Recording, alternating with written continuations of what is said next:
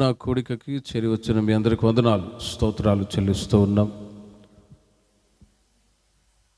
ఈ విధంగా ప్రార్థన కోడిక ఏర్పాటు చేసుకోవడం అనేది గ్రామాల్లో చాలా మంచిది. అందుకే మా విశ్వాసులు, హోసన్న విశ్వాసులు ఏ ప్రాంతంలో ఉంటారో అక్కడ ప్రతి గ్రామంలో ఈ విధంగా కోడికలు, ప్రార్థనా కోడికలు ఏర్పాటు చేయడం జరుగుతూ ఉంటుంది తరచుగా. ఎందుకంటే కొన్ని గ్రామాల్లో, కొన్ని ప్రాంతాల్లో గమనించినప్పుడు కొన్ని దురాత్మ శక్తులు క్రియ చేస్తూ ఉంటాయి. నేను బద్వేలు అనే ప్రాంతంలో సేవ చేస్తున్నప్పుడు ఆ ప్రాంతంలో కొంతమంది విశ్వాసులు ఉంటారు, వేరే వాళ్ళు కూడా ఉన్నారు. కొండ మీద, కొండ ప్రాంతం అది. ఆ ప్రాంతంలో ఒకసారి ఏం జరిగిందంటే ఒక ఆమె చనిపోయింది. ఒక ఆమె చనిపోతే ఆమె దారుణమైన పరిస్థితుల్లో చనిపోయింది. ఆ చనిపోయిన వారం తర్వాత ఆ గ్రామంలో ఉండే వాళ్ళందరికీ కూడా కలవరం, గ్రామంలో ఉంటున్న వాళ్ళందరికీ కలవరం, దిగులు. ఏంటమ్మా, ఏంటి, ఎలా ఉన్నారు అని అడిగితే, అన్న గత వారంలో ఒక ఆమె చనిపోయింది. మేము సాయంత్రం ఇంటి ముందు కూర్చుంటే ఆమె వచ్చి కూర్చున్నట్లుగా, అమ్మ బాగున్నావా, ఏం వండుకున్నావు, ఏం కూర చేసావు అని మాట్లాడినట్టుగా వాళ్ళలో కలవరం, భయం ఏర్పడిందట. ఏ ఇంట్లో ఒక 10-20 గడపలు ఉంటాయి. ఆమెను బట్టి, ఆమె చనిపోయింది, ఆమె వచ్చి ప్రతి సాయంత్రం పలకరించి మాట్లాడుతున్నట్లుగా, మాకేదో భయం వేస్తుందన్నా, మీరు ఒక 2 రోజులు మీటింగ్ ఏర్పాటు చేయండి అన్నప్పుడు నేను ఒక 2 రోజులు మీటింగ్ ఏర్పాటు చేశా కొండ మీద. ప్రేమిన వారలారా, దేవుని యొక్క సన్నిధి, అక్కడ ప్రార్థన ఉండటం ద్వారా ఆ ప్రార్థన పెట్టిన మరుసటి రోజు నుండి అక్కడ ఉన్నటువంటి 30-40 గడపలు ఉన్నటువంటి ఆ కుటుంబస్తులందరూ కూడా ఈ రోజున సమాధానంగా ఉండగలుగుతూ ఉన్నారు. హల్లెలూయా. ఎందుకు ఈ మాటలు చెప్తున్నానంటే, కొన్నిసార్లు గ్రామాలలో కలవరాలు, లేకపోతే చీకటి శక్తులు, దురాత్మలు క్రియ చేస్తూ ఉంటాయి. కుటుంబాల్లో కలవరాలు పెట్టేటట్లుగా అసమాధానాలు, గొడవలు, ఇవి కొన్నిసార్లు సాతానుడు కుటుంబాల్లో, గ్రామాల్లో ఎక్కువగా ఇబ్బందులు పెడుతూ ఉంటాడు. కానీ అవన్నీ దోషాలు తొలగించబడి ప్రతి కుటుంబంలో సమాధానము, నెమ్మది ఉండాలి అంటే ఈ విధంగా ప్రార్థన కోడికలు ఏర్పాటు చేసుకున్నప్పుడే ఈ ప్రాంతంలో ఉంటున్న దురాత్మ శక్తులన్నీ కూడా ప్రభు దూరపరచుదురుగాక. ఎక్కడైతే ప్రార్థన ఉంటుందో అక్కడ దేవుని యొక్క సన్నిధి ఉంటుంది. ప్రభు ఉన్న చోట ఇక సాతాను యొక్క శక్తులకి చోటు ఉంటాయి అంటే అక్కడ పొరపాటున ఉండవు, పారిపోతాయి. యేసుక్రీస్తు నామము చెప్పంగానే దురాత్మ శక్తులు కూడా పారిపోతూ ఉంటాయి. చాలా ప్రాంతాల్లో పరిచర్య చేస్తూ ఉన్నప్పుడు దురాత్మ పట్టిన వాళ్ళు వస్తారు. ఆ మధ్య ఒక సహోదరి దురాత్మ పట్టి ఆమె తీసుకొచ్చారు, నిల్చోబెట్టారు. నజరేయుడిని యేసు నామములో తొలగిపో అని గద్దించారు, అంతే. ప్రేమిని బర్లరా, ఆమె డొల్లాడి ఇక ఆమెలో ఉన్న దురాత్మ తొలగిపోయింది. ప్రభునామానికి మహిమ కలుగును గాక. ఎందుకు ఈ మాటలు చెప్తున్నానంటే, గ్రామాల్లో, ఆయా ప్రాంతాల్లో సమాధానంగా, నెమ్మదిగా కుటుంబస్తులు కొనసాగుతున్న సమయంలో ఏదో ఒక రకంగా కుటుంబాల్లో ఇబ్బందులు పెట్టాలని సాతానుడు క్రియ జరిగిస్తూ ఉంటాడు. కానీ వాక్యం చెబుతుంది, లోకములో ఉన్నవానికంటే మీలో ఉన్న యేసయ్య, మనలో ఉన్న యేసయ్య గొప్పవాడు. కాబట్టి దురాత్మ శక్తుల నుండి, అంధకార శక్తుల నుండి విడుదల పొందాలి అంటే ఇలాంటి ప్రార్థనా కోడికలు తరచుగా మన గ్రామాల్లో జరుగుతూ ఉన్నప్పుడే ద ప్రెజెన్స్ ఆఫ్ గాడ్, దేవుని యొక్క సన్నిధిని మీరు, మీ పిల్లలు, మీ కుటుంబాల్లో నిత్యము అనుభవించదురుగాక. ప్రార్థనలు లేనప్పుడే సమస్యలు కూడా ఎదురవుతూ ఉంటాయి. కాబట్టి దేవుని ప్రజలైన మీరు ఇక్కడ చేరి వచ్చారు. దేవునికి మనతో ఉన్నటువంటి సహవాసాన్ని బట్టి, ప్రార్థనను బట్టి, దేవుని కీర్తించే అనుభవాన్ని బట్టి మన జీవితాల్లో, మన కుటుంబాల్లో దేవుడు నెమ్మదిని కలగజేస్తాడు. కాబట్టి రాత్రి ఈ ప్రార్థన కోడిక ద్వారా చేరి వచ్చిన మీ కుటుంబాల ప్రతి కుటుంబంలో దేవుడు సమాధానము మెండుగా దయచేదురుగాక. ఈ గ్రామంలో ఉంటున్న ప్రతి కుటుంబానికి దేవుడు దీవెన దయచేదురుగాక. పిల్లల్ని, పెద్దల్ని, అందరినీ నా దేవుడు ఆశీర్వదించుదురుగాక. బైబిల్ గ్రంథంలో యోహాను సువార్త 14వ అధ్యాయము 1వ వాక్యాన్ని మనం చదువుకుందాం. మీ హృదయమును కలవరపడనీయకుడి, దేవుని యందు విశ్వాసం ఉంచుచున్నారు, నా యందును విశ్వాసం ఉంచుడి అని యేసుక్రీస్తు వారు చెప్పినటువంటి మాటలు మీరు గమనించండి. మీ హృదయము కలవరపడనీయకుడి అని యేసుక్రీస్తు వారు తనను వెంబడిస్తున్న ప్రజలని ఆయన ధైర్యపరుస్తూ ఉన్నారు. ఈ రాత్రి ఈ మాటలు మీకు కూడా ధైర్యాన్ని కలగజేయునుగాక. మీ హృదయము కలవరపడనీయకుడి, నా యందు మీరు విశ్వాసం ఉంచుచూ ఉన్నారు కాబట్టి మీరు కలవరం లేకుండా నెమ్మదిగా ఉండండి అని క్రీస్తు ఆయన ధైర్యపరుస్తూ ఉన్నారు. ఈ మాటలన్నీ ఏ సందర్భంలో దేవుడు తెలియచేశారు అంటే, యేసుక్రీస్తు వారి లోకములో ఉన్నప్పుడు ఆయనతో శిష్యులు ఉన్నారు.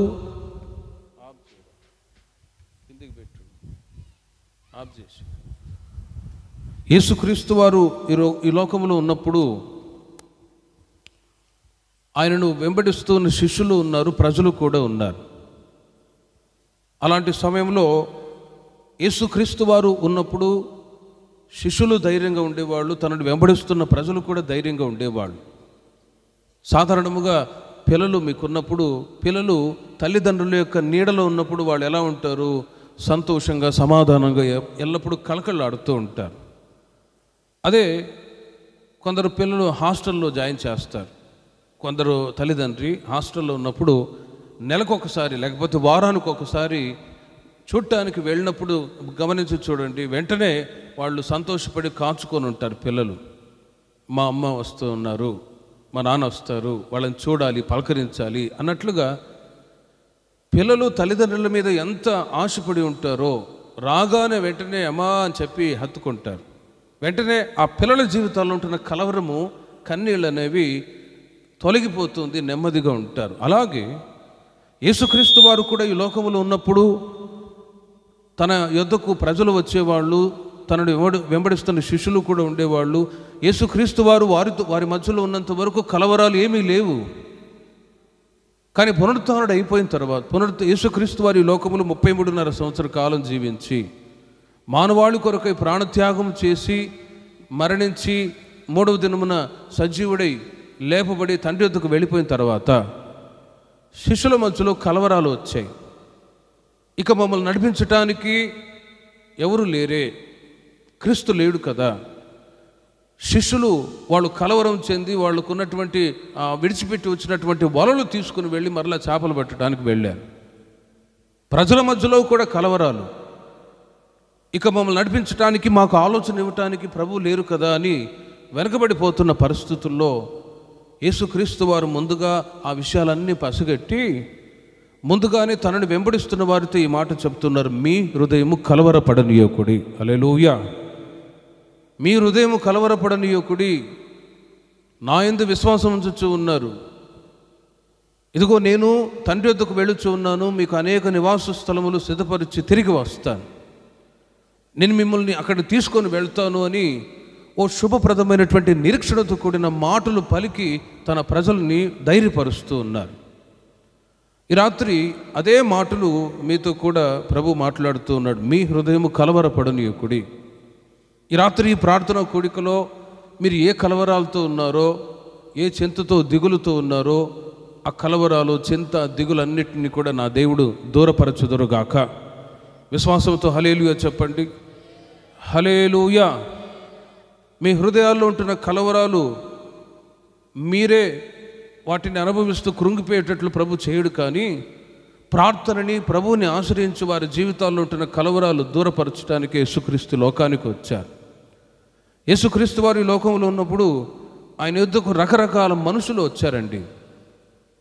కానీ వారి బాధలన్నీ కూడా ప్రభు ఎరిగిన వారై అనారోగ్యంతో వచ్చిన వారికి స్వస్థతనిచ్చారు. ఇంకా కృంగిపోయిన వారిని బలపరిచి లేవనెత్తుతూ వచ్చారు.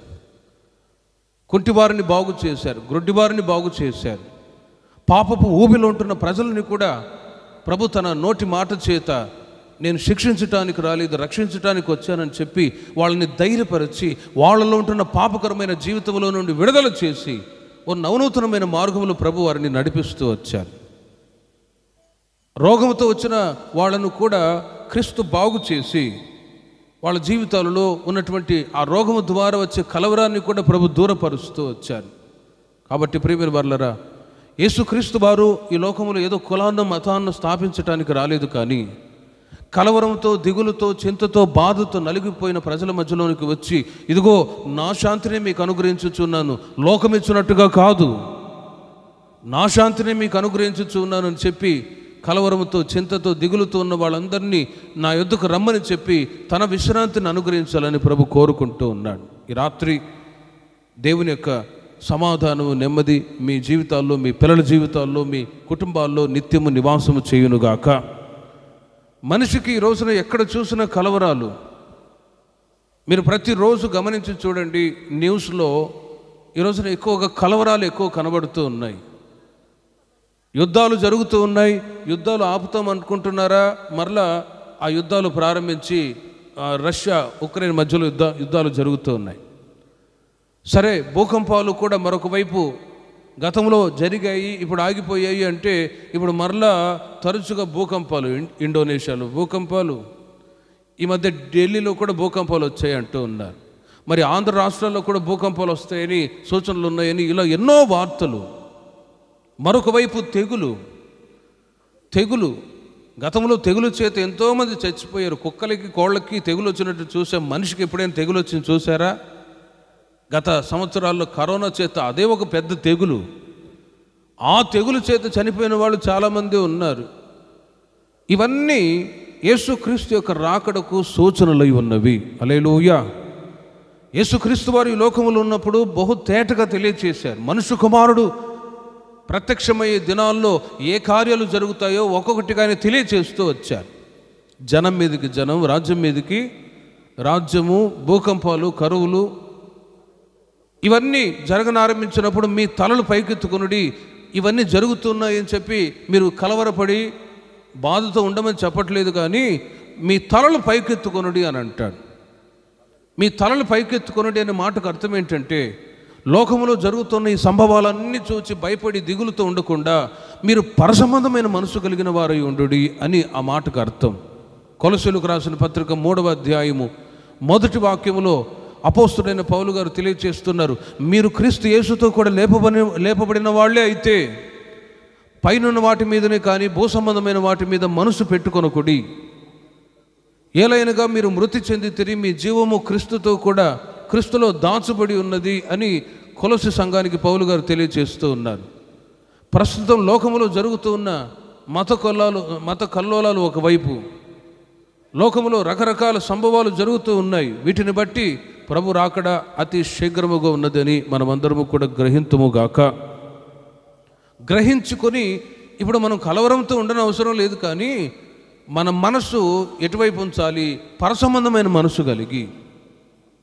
పరసంబంధమైన మనసు కలిగి అంటే ఇదిగో ఈ విధంగా ప్రార్థన కోడికలు ఏర్పాటు చేసుకొని, గృహాల్లో కూడా సేవకులు పిలిపించుకొని మీ గృహాల్లో కుటుంబ ప్రార్థనలు ఏర్పాటు చేసుకొని, సాధ్యమైనంత వరకు సమయం ఉన్నప్పుడల్లా మీరు ప్రార్థనలు గడుపుడి, సమయాన్ని పోనివ్వక మీరు సద్వినియోగం చేసుకున్నట్టు అని వాక్యం చెప్తుంది. ఏ క్షణం ఏం జరుగుతుందో తెలియని పరిస్థితి, కానీ యేసుక్రీస్తు ప్రత్యక్షమైన దినాల్లో ప్రభు చెప్పిన ప్రతి మాట నెరవేర్చబడుతున్న ఈ దినాల్లో కలవరం లేకుండా నెమ్మదిగా మనము, మన పిల్లలు క్షేమంగా నడిపించబడాలి అంటే ఇదిగో ఈ విధంగా ప్రార్థన, విజ్ఞాపనములు, కృతజ్ఞత స్తుతులు చెల్లిస్తూ దేవుని యొక్క సమాధానాన్ని మనము, మన సంతతి వాళ్ళు, మన పిల్లలు అనుభవించదము గాక. కలవరం లేకుండా ఉండాలి అంటే ఇదిగో ఈ ప్రార్థనలే మనకు చాలా ప్రాముఖ్యమైనవి. ప్రార్థన లేకపోతే నెమ్మది ఉండదండి. దేవునితో ఉంటున్న సహవాసాన్ని బట్టి దేవుని ప్రజలైన వాళ్ళు ఎల్లప్పుడూ సంతోషంగా ఉండటానికి అవకాశం ఉంటుంది. అందుకే ఇలా ప్రతి గ్రామాల్లో చర్చిలు, సేవకులు, ప్రార్థనలు విరివిగా ఇవన్నీ ఏర్పాటు చేయబడి ఎందుకు జరుగుతున్నాయంటే కుటుంబాల్లో కలవరాలు లేకుండా సమాధానము కలిగి దేవుని ప్రజలైన మనం కొనసాగాలని దేవుని యొక్క వాక్యం సెలవిస్తూ ఉంది. మీ హృదయం కలవరపడనీయకుడి అని వాక్యం సెలవిస్తూ ఉంది. మరి మనిషికి కలవరాలు ఎందుకు వస్తాయి? కలవరాల నుండి ఒక వ్యక్తి ఏ విధంగా విడుదల పొందాలో కొన్ని మాటలు ఈ రాత్రి మీకు తెలియజేస్తాను. ఈ మాటల చేత నా దేవుడు మిమ్మల్ని ఆత్మీయంగా బలపరచునుగాక. యెషయా గ్రంథం 57వ అధ్యాయము 21వ వాక్యాన్ని మీరు గమనించినట్లయితే, యెషయా గ్రంథం 57వ అధ్యాయము 21వ వాక్యములో దుష్టులకు నెమ్మది ఉండదు అని నా దేవుడు సెలవిచ్చుచూ ఉన్నాడు. అక్కడ మీరు గమనించండి, దుష్టులకు నెమ్మది ఉండదు అని నా దేవుడు సెలవిచ్చుచున్నాడు అని యెషయా ప్రవక్త ద్వారా దేవుడు మాట్లాడుతూ ఉన్నాడు. మనిషికి కలవరాలు ఎందుకు వస్తాయి, వాటి నుంచి ఏ విధంగా విడుదల పొందాలో ఈ రాత్రి కొన్ని మాటలు మీకు చెప్పబోతూ ఉన్నాను. మనిషికి కలవరాలు ఎందుకు వస్తాయంటే వాక్యం చెప్తుంది, దుష్టత్వాన్ని బట్టి, పాపాన్ని బట్టి, చెడుతనాన్ని బట్టి మనిషికి కలవరాలు వస్తాయి. ఉదాహరణకి ఎవడో ఒకడు దొంగతనం చేసి పారిపోయాడు అనుకోండి, లేక హత్య చేసి ఇంకో చోటి పారిపోయాడు అనుకోండి, ఆ వ్యక్తి నెమ్మదిగా ఉండగలడా? సమాధానంగా ఉండగలడా? ఉండలేడు. ఎందుకంటే ఏ క్షణం వచ్చి పోలీసులు తీసుకొని తన్నిడ్చుకొని వెళ్ళిపోతారా అని కలవరంతోనే ఉంటాడు, కానీ నెమ్మది అనేది అతని జీవితంలో ఉండదు. కానీ నెమ్మదిని అనుభవించాలంటే దుష్టత్వాన్ని చేస్తూ ఉన్న మనిషి ఆ పాపకరమైన జీవితంలో నుండి విడుదల పొంది మంచితనం కలిగి బ్రతికినప్పుడు ఆ వ్యక్తి ఎల్లప్పుడూ సమాధానంగానే ఉంటాడండి. హల్లెలూయా. మనిషికి ఈ రోజున కలవరం ఎందుకంటే చేసేటువంటి పాపాన్ని బట్టే కలవరం వస్తూ ఉంటుంది. మనిషి జీవితంలో చెడుతనాన్ని బట్టే కలవరం. బైబిల్ గ్రంథంలో లూకా సువార్త 7వ అధ్యాయంలో ఒక మాట మీకు చెప్తాను. ఒకసారి ఫరిసేయుడు యేసుక్రీస్తు వారిని ఇంటికి భోజనానికి పిలిచారు. బోధకుడా, మీరు మా ఇంటికి వచ్చి భోంచేసి వెళ్ళండి అంటే యేసుక్రీస్తు వారు ఆయన ఇంట్లో భోంచేసి మంచం మీద పడుకొని సేద తెచ్చుకుంటున్న సమయంలో ఎక్కడి నుంచో ఒక స్త్రీ వచ్చిందండి. ఆమె పేరు రాయబడలేదు, కానీ ఆమె పాపాత్మురాలైన స్త్రీ అని అక్కడ చెప్పబడి ఉంది. ఆ స్త్రీ యేసు పాదముల ఆ ఇంటిలోనికి వచ్చి భోజనం చేసి సేద తెచ్చుకుంటూ ఉన్న ఆయన యేసుక్రీస్తు యొక్క పాదముల దగ్గరకు వచ్చి కన్నీళ్లు విడిచి ఏడుస్తుంది. అక్కడ ఉన్న ఫరిసేయుడు కూడా అదో రకంగా చూస్తూ ఉన్నాడు. ఏంటి ఈమె యేసుక్రీస్తు యొక్క పాదాల దగ్గర నిలవబడడం ఏంటి? అసలు ఈమె రాగానే తరిమేయాలి కదా, ఇలాంటి వాళ్ళు ఉండకూడదు కదా అని ఒక హీనంగా చూస్తూ ఉన్నాడు. యేసుక్రీస్తు వారు కూడా మౌనంగానే ఉన్నారు. ఆ స్త్రీ యేసు పాదముల యొద్ద నిలిచి, ఆ ఫరిసేయుని ఇంట యేసు పాదముల యొద్ద నిలిచి కన్నీళ్లు విడుస్తుంది. కన్నీళ్లు విడిచి తన తల వెంట్రుకలతో ఆ కన్నీళ్ళని తుడుస్తూ తాను తీసుకొచ్చిన విలువైన అత్తరు తీసుకొచ్చి యేసు పాదముల యొద్ద పాదములకు రాస్తుంది. అప్పుడు యేసుక్రీస్తు వారు ప్రక్కనున్న పేతురును చూసి ఒక మాట అంటారు, ఇదిగో పేతురు, నేను నీ ఇంటికి వచ్చినప్పుడు నా తలకు నూనె అంటలేదు, ఇదిగో ఈ స్త్రీ విలువైన అత్తరు తీసుకొచ్చి నా పాదాలకు రాస్తుంది. నేను నీ ఇంటికి వచ్చినప్పుడు నాకు త్రాగటానికి నీళ్ళు ఇవ్వలేదు కదా, ఈమె కన్నీళ్లతో నా పాదాలను తడుపుతుంది. ఈమె విస్తారంగా నన్ను ప్రేమించింది కాబట్టి ఈమె విస్తారమైన పాపాలు కూడా క్షమించబడ్డాయి. చప్పట్లు కొట్టండి గట్టిగా.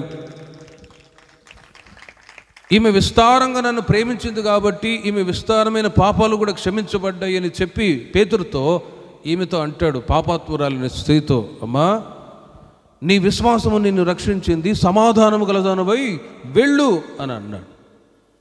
ఆ రోజు నుండి ఆ స్త్రీ జీవితంలో చూడండి, కలవరము లేకుండా నెమ్మదిగా బ్రతుకుతుంది. దేవునికి మహిమ కలుగును గాక. అంతవరకు చీకటిలో ఉన్న స్త్రీ, అంతవరకు పాపపు ఊబిలో ఉన్న స్త్రీ, తను చేసిన పాపాన్ని బట్టి డబ్బు, ఐశ్వర్యము, వెండి, బంగారు, ఎవ్రీథింగ్, ప్రతిదీ ఉన్నా కూడా హృదయపు అంతరంగములు ఏం లేదు, సమాధానము లేదు, కలవరముతో దిగులుతో ఉండిపోయింది. కానీ ఎప్పుడైతే యేసు పాదముల యొద్ద నిలిచి ఆమె తాను చేసిన పాపాలన్నీ ఒప్పుకొని, చెప్పుకోలేని పరిస్థితుల్లో ఒప్పుకొని ప్రభు దగ్గర విడిచిపెడుతూ ఉందో, యేసుక్రీస్తు వారు పాపలను రక్షించడానికి లోకానికి వచ్చాడు, ఏదో కులాన్ని మతాన్ని స్థాపించడానికి రాలేదు. ఆ స్త్రీ జీవితంలో ఉంటున్న చీకటి, పాపం తొలగింపబడు నిమిత్తమై యేసుక్రీస్తు యొక్క పాదముల దగ్గర నిలిచి కన్నీళ్లు విడిచినప్పుడు ఆమె జీవితం పరిపూర్ణంగా మారిపోయిందండి. హల్లెలూయా. ఆ రోజు నుండి ఆమె జీవితం సంతోషంగా, సమాధానంగా, కలవరం లేకుండా బ్రతికింది. అందుకే ఆమె గురించి బైబిల్లో చక్కగా ప్రస్తావించబడింది. ఈ రోజున మనిషి జీవితంలో సమాధానము లేకుండా కలవరాలు ఉండటానికి గల కారణం ఏంటో తెలుసునా ప్రేమను వర్లరా? చెడుతనము, పాపమే కారణము. ప్రస్తుత దినాల్లో మీరు గమనించినట్లయితే స్వర్గసీమగా ఉంటున్నటువంటి కుటుంబాలు నరక కోపాలుగా మారిపోవడానికి గల కారణం ఏంటో తెలుసునా? చెడుతనము. నాకు తెలిసిన ఒక కుటుంబం ఉండేదండి. ఆ కుటుంబము నేను ఇంతకు మునుపు సేవ చేస్తున్న స్థలంలో ఆ ఇంటికి తరచుగా ప్రార్థన చేయటానికి వెళ్తూ ఉండేవాడిని. నెలకు ఒకసారి విజిటింగ్ చేసి మందిరానికి వచ్చేవాళ్ళు వాళ్ళు కూడా. అయితే భర్త ఒకసారి వాళ్ళ ఇంటికి వెళ్ళాను. ఏమండి బాగున్నారా అని అడిగితే వాళ్ళ భర్త అంటాడు, ఇదిగో వాళ్ళ భార్యను చూయించి, ఇదిగో దీనికి సైతాను పట్టింది, దీని కొరకు ప్రార్థన చేయండి పాస్టర్ గారు అన్నదండి. సైతాను పట్టిందా? రా, నజరేయుడైన యేసు నామములో తొలగిపో అంటే, అన్నయ్య నేను బాగానే ఉన్నానులే, నాకు పట్టేలా ఇదిగో ఈయనకే పట్టింది సైతాన్ అన్నది. ఏంటమ్మా అంటే, తర్వాత చెప్తానులే పాస్టర్ గారు అని ఆ రోజు నేను ప్రార్థన చేసి వెళ్ళిపోయాను. ఇంకోసారి పిల్లలు భార్య ఉంటే అప్పుడు వెళ్తే అసలు సంగతి చెప్పింది.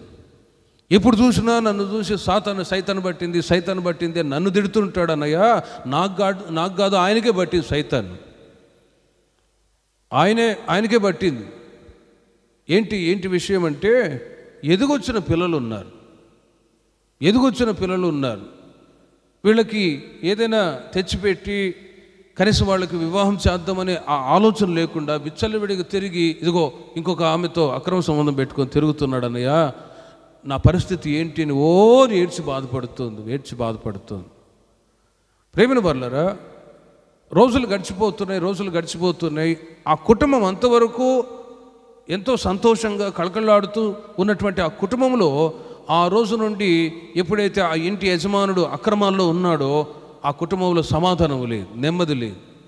వచ్చినప్పుడల్లా ఆయన మాత్రం ఇదిగో దీనికి సైతాను పట్టింది, ప్రార్థన చేయండి అన్న అంటారు. ప్రేమిన వర్లరా, రోజులు గడిచిపోతుంది. ఆ సహోదరి ఎంతో బాధపడి ప్రేమిన వర్లరా, నేను కూడా ఎన్నోసార్లు చెప్పా. ఆ ఊబిలో పడ్డవాడు మరలా తిరిగి లేవలేని పరిస్థితుల్లో ఆ సహోదరి బాధపడి ఒకసారి మందు తెచ్చిపెట్టుకున్నది, వ్యాస్మోల్ తాగి చచ్చిపోతానని అని. వాళ్ళ చిన్న కొడుకు తప్పించి మందిరానికి లాక్కొచ్చాడు. అప్పుడు నేను 1 గంట సేపు వాక్యాలు చూపించి మందిరంలో కూర్చోబెట్టి ప్రార్థన చేసి ధైర్యపరిచి పంపించా. సరే అన్నయ్య అని చెప్పి ధైర్యంగా ఉన్నదా, ఒక నెల వరకు ధైర్యంగా ఉన్నది. నేను ఆ ప్రాంతం నుంచి ట్రాన్స్ఫర్ ఇంకో ప్రాంతానికి వెళ్ళిన 1 వారానికే ఫోన్ చేసి చెప్పారు, అన్నయ్య ఫలానా ఆమె చనిపోయింది అన్నయ్య ఆత్మహత్య చేసుకొని. చాలా బాధపడ్డా. ప్రేమిన వర్లరా, ఇప్పుడు పిల్లలు అనాథలైపోయారు. పిల్లలను వదిలిపెట్టి ఇతను విచ్చలవిడిగా వెళ్ళిపోయాడు. కుటుంబం చల్లా చెదురైపోయింది. ఆ సహోదరి జీవితంలో ఉంటున్న కలవరం, మందిరానికి వస్తూ దేవుని యొక్క మాటలు విని ధైర్యపరచబడుతూ ఉండేది. కానీ కుటుంబంలో సమాధానం లేని పరిస్థితుల్లో, తన భర్త చేస్తున్న ఆ చేష్టలను బట్టి సహించలేని పరిస్థితుల్లో చనిపోయింది. ఎందుకు ఈ మాటలు చెప్తున్నానంటే, ప్రేమిన వర్లరా, మనిషి జీవితంలో కుటుంబ వ్యవస్థలో పరిశుద్ధత, పవిత్రత లేనందువలననే కలవరాలు వస్తాయి. కాబట్టి కుటుంబ వ్యవస్థలో భార్య భర్త ఉన్నారా, మీ పవిత్రమైన ఆ బంధాన్ని మీరు కాపాడుకొందురుగాక. హల్లెలూయా, కాపాడుకొందురుగాక. కుటుంబాల్లో భార్య భర్త వాళ్ళు పెళ్లి చేసేటప్పుడు ప్రమాణాలు చేస్తారు. ఆ ప్రమాణాన్ని మీరి అక్రమాల్లో జీవించినప్పుడు జారులవుతారు, వ్యభిచారులు అవుతారు. మరి అలాంటి జారులకి దేవుని యొక్క రాజ్యం ఉంటుందా అంటే ఉండదు. చట్టాలు కూడా ఒప్పుకోవు. అలాంటి పరిస్థితుల్లో మరి మనిషి జీవితంలో, కుటుంబంలో సమాధానము, నెమ్మది అనేది ఈ రోజుల్లో ఎక్కువగా కరువైపోతూ ఉంది. కాబట్టి ఈ ప్రార్థన కోడికకి చేరి వచ్చిన మీ కుటుంబాల్లో నా దేవుడు నెమ్మదిని దయచేయుదురుగాక. కలవరాలు లేకుండా భార్య భర్త పిల్లలు సంతోషంగా సమాధానంగా ఉండేటట్లు నా దేవుడు మీకు సహాయం దయచేయునుగాక. కానీ కుటుంబాల్లో సమాధానము, నెమ్మది, కలవరము లేకుండా మీ కుటుంబాల్లో మీరు కొనసాగాలి అంటే చెడుతనానికి, పాపానికి ఎక్కడ చోటివ్వకుండా పరిశుద్ధంగా మీ జీవితాన్ని మీరు కాచుకొందురుగాక. సామెతల గ్రంథం 28వ అధ్యాయము 13వ వాక్యములు వ్రాయబడి ఉన్నది. సామెతల గ్రంథం 28వ అధ్యాయము 13వ వాక్యములో ఒప్పుకొని విడిచిపెట్టువారు అతిక్రమములను దాచిపెట్టుకున్నవాడు వర్ధిల్లడు, వాటిని ఒప్పుకొని విడిచిపెట్టువాడు కనికరము పొందును అని వ్రాయబడి ఉన్నది. అతిక్రమములను దాచిపెట్టుకున్నవాడు వర్ధిల్లడు, వాటిని ఒప్పుకొని విడిచిపెట్టువాడు కనికరాన్ని పొందుతారు. ఆ పాపాత్మురాలనే స్త్రీ యేసుక్రీస్తు యొక్క పాదముల దగ్గరకు వచ్చి తన అతిక్రమములన్నీ ఏం చేసిందండి? ఒప్పుకుంటూ ఉంది. నోటి మాటతో చెప్పుకోలేని పరిస్థితుల్లో ఏడ్చి కన్నీళ్ళు విడిచి బాధపడుతుంది, ప్రభువా నేను చేసిన అతిక్రమాలు క్షమించండి, క్షమించండి, క్షమించండి అని. లోకములో పాపానికి క్షమాపణ ఇచ్చేది ఇదిగో ఈ రాత్రి నేను ప్రకటిస్తోన్న యేసుక్రీస్తు మాత్రమే. హల్లెలూయా చెప్పండి, హల్లెలూయా. నేను ప్రకటిస్తున్న యేసుక్రీస్తు మాత్రమే పాపానికి క్షమాపణ ఇవ్వగలడు. ఎందుకంటే ఆయన పరిశుద్ధుడు, ఆయన జన్మములో పాపం లేనివాడు, జీవించిన జీవితంలో పాపం లేనివాడు. కనుక పాపానికి క్షమాపణ క్రీస్తు ద్వారానే కలుగుతుంది. యేసుక్రీస్తు యొక్క పాదాల దగ్గరకు వచ్చి ప్రభువా నేను పాపిని, నన్ను క్షమించు, జన్మ కర్మ పాపాల నుంచి విడుదల పొంది ఓ నవనూతనమైన జీవితాన్ని చేయాలి అంటే క్రీస్తు పాదాలు పట్టుకొని అడగాలి. కాబట్టి ప్రేమిని వారల కుటుంబంలో కలవరాలు లేకుండా ఉండనిమిత్తమై మీ కుటుంబంలో చెడుతనానికి చోటు ఇవ్వకుండా పరిశుద్ధంగా మీ జీవితాన్ని, మీ కుటుంబాలను మీరు కాచుకొందురుగాక. ప్రసంగి గ్రంథం 12వ అధ్యాయము 12వ వాక్యములో ఇంకొక మాట మీకు చెప్తాను. మనిషికి కలవరాలు ఎందుకు వస్తాయంటే, ఒకటి పాపాన్ని బట్టి. ఆ పాపంలో నుండి దేవుని ప్రజలు వాటికి దూరంగా ఉండాలి. ఈ వాక్యాన్ని వింటున్న వాళ్ళు దూరంగా ఉన్నప్పుడు ఖచ్చితంగా మీ హృదయంలో సమాధానం నివాసం చేయునుగాక. అధికమైన విద్యాభ్యాసం ద్వారా మనిషికి కలవరాలు వస్తాయి. ప్రసంగి గ్రంథం 12వ అధ్యాయం 12వ వాక్యంలో మీరు చూడండి. ఇదియుగాక నా కుమారుడా, హితోపదేశములు మానము, పుస్తకములు అధికముగా రచింపబడి ఉన్నవి, దానికి అంతము లేదు. విస్తారముగా విద్యాభ్యాసము చేయుట దేహమునకు ఆయాసకరము. ఇంగ్లీష్ వేరే భాషలో ట్రాన్స్లేషన్లో మీరు గమనిస్తే అధికమైన విద్యాభ్యాసము ద్వారా మనిషికి కలవరాలు. ఇక్కడ ఉన్న మాటగా ఒక సత్యం ఏంటంటే, భక్తుడైన సొలొమోన్, రాజు అయిన సొలొమోన్, ఆయన ఆ ప్రసంగిలో చాలా మాటలు తెలియచేస్తాడు. ఈ లోకంలో ఉన్నవన్నీ కూడా రాజుగా ఉన్నప్పుడు రాజునగరు ఉంది, ఆ తర్వాత అనుభవించడానికి సమస్తము ఉన్నాయి. ఆ ప్రసంగి గ్రంథం 1వ అధ్యాయము నుండి మీరు ఇంటికి వెళ్ళిన తర్వాత చదువుకోనండి. ఈ లోకములో ఉంటున్న సమస్తాన్ని అనుభవించిన వాడై ఒక మాట అంటాడు, ఇదిగో సమస్తమును వ్యర్థము, వ్యర్థము, వ్యర్థము, వ్యర్థము అంటాడు. కానీ ప్రసంగి గ్రంథం చివరి అధ్యాయానికి వచ్చేసరికి ఇదిగో ఇదంతయు జరిగిన తర్వాత తేలిన ఫలితార్థం ఇదే: దేవునియందు భయభక్తులు కలిగి ఆయన కట్టడలను అనుసరించి నడుచుచుండవలెను, మానవ కోటికి ఇదియే విధి అని అంటాడు. ఏది విధి? Fear of the Lord. దేవునియందు భయభక్తులు కలిగి ఉండడమే మానవ కోటికి ఇదియే ఒక విధి. ఆ వాక్యంలో 12 వాక్యములు రాయబడి ఉంది, మనిషికి అధికమైన విద్యాభ్యాసం వలన కూడా కలవరాలు వస్తాయి. ఎందుకు ఈ మాట చెప్తున్నారంటే, సొలొమోన్ అధికమైన తెలివితేటలు కలిగినవాడు, అధికమైన తెలివితేటలు కలిగినవాడు, అధికమైన జ్ఞానము కలిగినవాడు. ఆ తెలివి ప్రభు ఇచ్చాడు. లోక సంబంధమైన తెలివి ఉంది, సమస్త జ్ఞానము దేవుని చేత పొందుకున్నవాడు. ఒకసారి సొలొమోన్ నీకేం కావాలి అడుగు అని కలలో దేవుడు ప్రత్యక్షమై అడిగితే, ఇదిగో నాకు జ్ఞానం కావాలి ప్రభు అన్నాడు. జ్ఞానంతో పాటు ఐశ్వర్యము, ఘనత సమస్తము ఇచ్చి ఆశీర్వదిస్తూ వచ్చాడు. అయితే ఆ జ్ఞానము వలన దేహానికి ఆయాసకరము, ఇది కూడా ఒక బలహీనతగా, కలవరంగా మారిపోతుంది అని అనుభవపూర్వకంగా మాట చెప్తాడు. ప్రేమిన వర్లరా, ఈ లోకంలో అధికమైన తెలివితేటలు, జ్ఞానాన్ని బట్టి ఈ రోజుల్లో మనిషి ఏమంటున్నాడంటే, మనిషి ఈ లోకంలో మనిషి తెలివి ఎక్కువ పెరిగే కొలది చివరికి ఏమంటున్నాడంటే దేవుడే లేడు అంటూ ఉన్నారు. నాస్తికులుగా మారిపోయి దేవుడే లేడండి, కానీ కీర్తనలో ఒక మాట రాయబడి ఉంది, దేవుడు లేడని బుద్ధిహీనులు తమ హృదయములో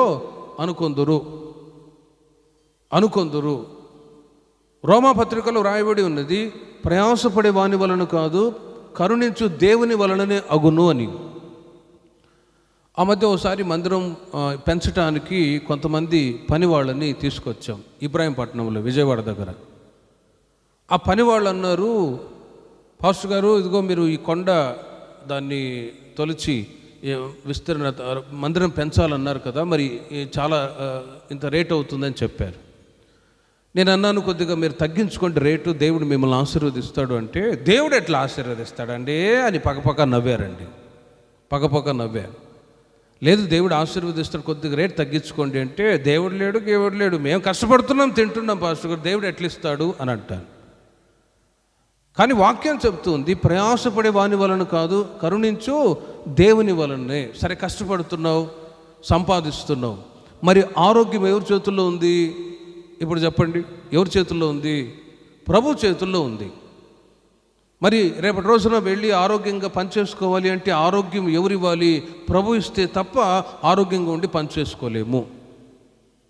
మరి ఎక్కడ చూసినా ఆపదలు, కాపుదలు లేని పరిస్థితుల్లో ఈ రోజున మనిషి బ్రతుకుతూ ఉన్నాడు. మరి కాపుదలు ఎవరిచ్చేది? దేవుడు కాపాడితే తప్ప మనము కాపాడబడలేము. మనిషి ఈ రోజున నాకున్న తెలివితేటలు, జ్ఞానము, వీటిని బట్టి నేను బ్రతకగలను, దేవుడు లేడు అనే ఆలోచనతో బ్రతుకుతూ ఉన్నాడు. కానీ ప్రేమిన వర్ల దేవుడు ఉన్నాడు, ఆయన చూచేవాడు, పలికేవాడు, మాట్లాడేవాడు. చప్పట్లు కొట్టండి గట్టిగా అందరూ. ఆయన చూచేవాడు, పలికేవాడు, మాట్లాడేవాడు. ఇదిగో విశ్వాసముతో, ఆత్మీయ నేత్రాలతో ఈ రాత్రి ప్రభు ఉన్నాడు అని విశ్వసిస్తున్నాము కనుక ఇదిగో కలవరం లేకుండా మీరు బ్రతుకుతూ ఉన్నారు.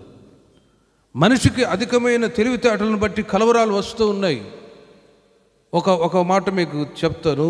రాజుల 2వ గ్రంథం 6వ అధ్యాయము 25వ వాక్యము నుండి మీరు గమనించి చూడండి. రాజుల 2వ గ్రంథం 6వ అధ్యాయం 25వ వాక్యము నుండి మీరు గమనిస్తే అక్కడ కొన్ని మాటలు మీకు చెప్తాను. ఓసారి షమ్రోన్ పట్టణంలో భయంకరమైన కరువు వచ్చింది. ఆ కరువుకి ఆ ప్రాంతంలో ఉంటున్న ప్రజలందరూ కూడా తట్టుకోలేక ఆకలి, నీళ్లు కూడా దొరకలేని పరిస్థితుల్లో నీళ్లు అలమటిస్తున్న సమయం. అప్పుడు ఏం జరిగిందంటే, ఒక ఇంట్లో 2 స్త్రీలు పిల్లల్ని కన్నారు. 2 ఆకలికి తట్టుకోక వాళ్ళు ఏం చేశారంటే, వాళ్ళు రాజుగారి దగ్గరికి వెళ్ళి సహాయాన్ని అడగటానికి, వాళ్ళిద్దరి మధ్యలో గొడవ వచ్చింది. అప్పుడు రాజుగారి దగ్గరికి వెళ్ళి, రాజు కూడా కరువు చేత ఆహారం లేకుండా రాజు నగరం మీద అటు ఇటు తిరుగులాడుతూ ఉంటే, రాజుగారు దయచేసి మా ఇద్దరికి మధ్యలో గొడవ వచ్చింది, మీరు మాకు న్యాయం తీర్చండి అని అడుగుతున్నారు. ఏమైందమ్మా, ఏంటి మీ ఇద్దరి మధ్యలో ఏం గొడవ అని అంటే, వాళ్ళిద్దరిలో ఒక ఆమె అంటది, రాజుగారు మేమిద్దరు పిల్లల్ని కన్నాం, ఈ కరువుకు తట్టుకోలేక గత రోజున ఆమె కన్నటువంటి కుమారుణ్ణి వధించి వండుకొని తిన్నాం. ఈ రోజున ఏం చేయాలి? ఈమెకున్నటువంటి కుమారుని వధించి చంపేసి వండుకొని తినాలి. గత రోజున ఆ విధంగా జరిగిపోయింది, ఇప్పుడు మీరే మాకు న్యాయం తీర్చండి అని అడుగుతున్నారు. రాజుగారికి పిచ్చెక్కిందండి. వరిని కరువుతో ఒకవేళ బాధపడుతూ ఉంటే మనుషుల్ని, పుట్టినటువంటి పిల్లల్ని వండుకొని తింటారా? ఇది ఎంతటి కాలం పరిస్థితి అని చెప్పి రాజు తన వస్త్రములు కూడా చింపుకొని పిచ్చివాళ్ళు మారిపోయాడు. ప్రేమిని వర్లరా, మనిషి యొక్క ఆలోచనలు, తెలివితేటలు ఎలా ఉన్నాయో ఒక్కసారి ఆలోచించి చూడండి. కరువు వచ్చింది, కరువు వచ్చినంత మాత్రాన వాళ్ళకున్న జ్ఞానం ఏంటో చూడండి. కన్నటువంటి పిల్లల్ని వండుకొని తినాలా? తప్పు కదా. ఈరోజు ఒక న్యూస్, అమెరికాలో ట్రంప్ ఆయన ప్రెసిడెంట్ని చంపాలని ఒక 18 సంవత్సరాల వాళ్ళ యవనస్తుడు కుమారుడు, నానా అమ్మ ఇదిగో నాకు కొంత డబ్బు ఇవ్వండి, నేను ఆ ట్రంప్ని చంపుతాను అని అన్నాడట. నువ్వేంట్రా నువ్వు చదువుకున్నవాడివరా, ప్రెసిడెంట్ని చంపబోతున్నా, నీకేమైనా మైండ్ పోయిందా అని తిట్టడం ప్రారంభించాడు. వాడి కోపం వచ్చి ఏం చేశాడో తెలిసిన, గన్ను తీసుకొని వాళ్ళ అమ్మ నాన్నని షూట్ చేశారు. ఇప్పుడు జైల్లో పెట్టారు. చూడండి, వాడు 18 సంవత్సరాల యవనస్తుడు సొంత తల్లిదండ్రిని చంపేశాడు. ఇప్పుడు కస్టడీలో పెట్టి అడుగుతూ ఉన్నారు, ఎందుకు ఇలా చేసావు? నాకు డబ్బులు ఇవ్వలేదు, గన్ తీసుకొని ప్రెసిడెంట్ని చంపుదాం అనుకున్నాను, ఇవ్వలేదు కాబట్టి మా అమ్మ నాన్న చంపేశాను. ఈ రోజున మనిషి యొక్క తెలివి తేటలు ఎలా మారిపోతున్నాయి అంటే, మనిషి జ్ఞానం, దానియేలు గ్రంథంలో ఒక మాట రాయబడి ఉంది, రాబోయే రోజుల్లో మనిషి యొక్క తెలివితేటలు అధికమవుతూ ఉంటాయి. అధికమయ్యే కొద్దీ మనిషికి నాశనం తప్ప మేలు జరగట్లేదు. నేను ఈ మధ్య రేపల్లి పట్టణానికి రాకుండా ముందు చెన్నైలో సేవ చేసేవాడిని. అక్కడ ఒక కుటుంబం ఉందండి, 10th క్లాస్ అమ్మాయి. ఆ అమ్మాయి ఒక అబ్బాయిని ప్రేమించిందట. ప్రేమిస్తే ఆ అమ్మాయి ఏం చేసేదో తెలుసునా, వాడితో మాట్లాడాలని చెప్పి వాళ్ళమ్మ టైలర్ పని చేసేది. ఆ మొబైల్ తీసుకొని వెళ్ళి బాత్రూంలో గంటసేపు కూర్చుంటుంది, వాడితో చాటింగ్ చేస్తా మాట్లాడతా. ఇక ఆ ఉచ్చులో పడి విడుదల పొందలేని స్థితిలో బాధపడుతున్నాడు వాళ్ళ నాన్న అంటాడు, ఈ సెల్ ఫోన్ ఎవడు కనిపెట్టాడు అన్న, జీవితాలు నాశనం అయ్యాయి. సరే, అమ్మాయి అబ్బాయిని ప్రేమించింది, మాట్లాడి పెళ్లి చేద్దామంటే ఆ అమ్మాయి వయసు ఎంత? 16 సంవత్సరాలండి, 10th క్లాస్ పిల్ల. మనిషి ఈ రోజున జ్ఞానము, తెలివితేటలు, లేటెస్ట్గా ఈ మొబైలే కుటుంబాలను నాశనం చేస్తూ ఉన్నాయి. మీరు గమనించారో లేదు? కుటుంబాలు నాశనం చేస్తున్నాయి, కాపురాలు నాశనం చేస్తున్నాయి. వాటి ద్వారా జ్ఞానము, తెలివితేటలు పెరుగుతున్నాయి అంటున్నారు. మంచి కంటే చెడే ఎక్కువ. కాబట్టి ప్రియమైన వారలారా, మనిషికి మంచి చెడుల వివేకం, జ్ఞానాన్ని దేవుడు ఇచ్చాడు. అందుకే నోవాహు దినాల్లో కూడా ఆకాశము నుండి దేవుడు భూమిని చూసినప్పుడు మనుషులందరూ కూడా తమ మార్గములను చెరుపుకొని ఉన్నారు. మనిషి ఆలోచించే ఆలోచనలు, ఊహ యావత్తు కేవలము చెడ్డదిగమటట్టు చూచి, ఇలాంటి ప్రజలు భూమి మీద ఉండకూడదు అని జలప్రళయము చేత దేవుడు నశింప చేయాలని ఆలోచించి నోవాహు దగ్గరకు వచ్చి మాట్లాడుతున్నాడు. ఇదిగో నోవాహు, ఈ ప్రజలు నా మాట వినట్లేదు. నేను మనుషులు పరిశుద్ధంగా ఉండాలని సృష్టిస్తే వీరి ఆలోచనలు, తలంపులు కేవలము చెడ్డదిగా ఉంది. ఇట్టి జనాన్ని నాశనం చేసి ఓ నీతిగల సంతతిని నీ ద్వారా కలగజేస్తానని ఆలోచించి, ఇదిగో నీవు వెళ్ళి నీతిగల సువార్తను ప్రకటించమని చెప్పాడు. నోవాహు వెళ్ళి ఇలాగే గ్రామాల్లో, పట్టణాల్లో వెళ్ళి, ఇదిగో సహోదరులారా, ప్రభు నాతో చెప్పాడు, ఇక రాబోయే రోజుల్లో భయంకరమైన జలప్రళయం రాబోతుంది. ఆ జలప్రళయం నుండి తప్పించబడాలి, మీరు మీ పిల్లలు కాపాడబడాలి అంటే మీరు జీవిస్తున్న ఆ చెడుతనములో నుండి విడుదల పొందాలి అని నీతిగల సువార్తను ప్రకటిస్తూ ఉన్నారు. కానీ ప్రజలు ఏం చేస్తున్నారో తెలుసునా, ఈయన ఇలాగే చెప్తాడులే, ఆ జలప్రళయం వచ్చింది లేదు, సచ్చింది లేదు అని ఆ దేవుని యొక్క మాటలు ఒక చెవిన వింటూ ఉన్నారు, ఒక చెవిన వదిలేస్తూ ఉన్నారు. వదిలేస్తూ ఉన్నారు. ప్రియమైన వారలారా, దేవుడు నోవాహుతో చెప్పినట్లుగానే జలప్రళయం వచ్చింది. అందరూ కొట్టుకొని నాశనం అయిపోయారు. కానీ నోవాహు కుటుంబం మాత్రం ఓడలో సురక్షితంగా ఉన్నారు. చప్పట్లు కొట్టండి గట్టిగా. నోవాహు కుటుంబం మాత్రమే సురక్షితంగా ఉన్నారు. కారణం ఏంటో తెలుసునా? నోవాహు దేవుడు చెప్పినట్లుగా యావత్తు చేస్తూ ఉన్నాడు. చేస్తూ ఉన్నాడు. మనిషి యొక్క జ్ఞానము, తెలివితేటలు ఎంత మాత్రం అండి. మనిషి యొక్క జ్ఞానము, తెలివితేటలు అన్నాడు, అధికమైన విద్యాభ్యాసము ద్వారా కలవరాలు వస్తాయి. అధికమైన తెలివితేటలు, మనిషికి తెలివి పెరిగే కొలది చివరికి పిచ్చివాళ్లాగా మారిపోతూ ఉన్నారు. లోక జ్ఞానము ఉంది, దైవ జ్ఞానము ఉన్నది.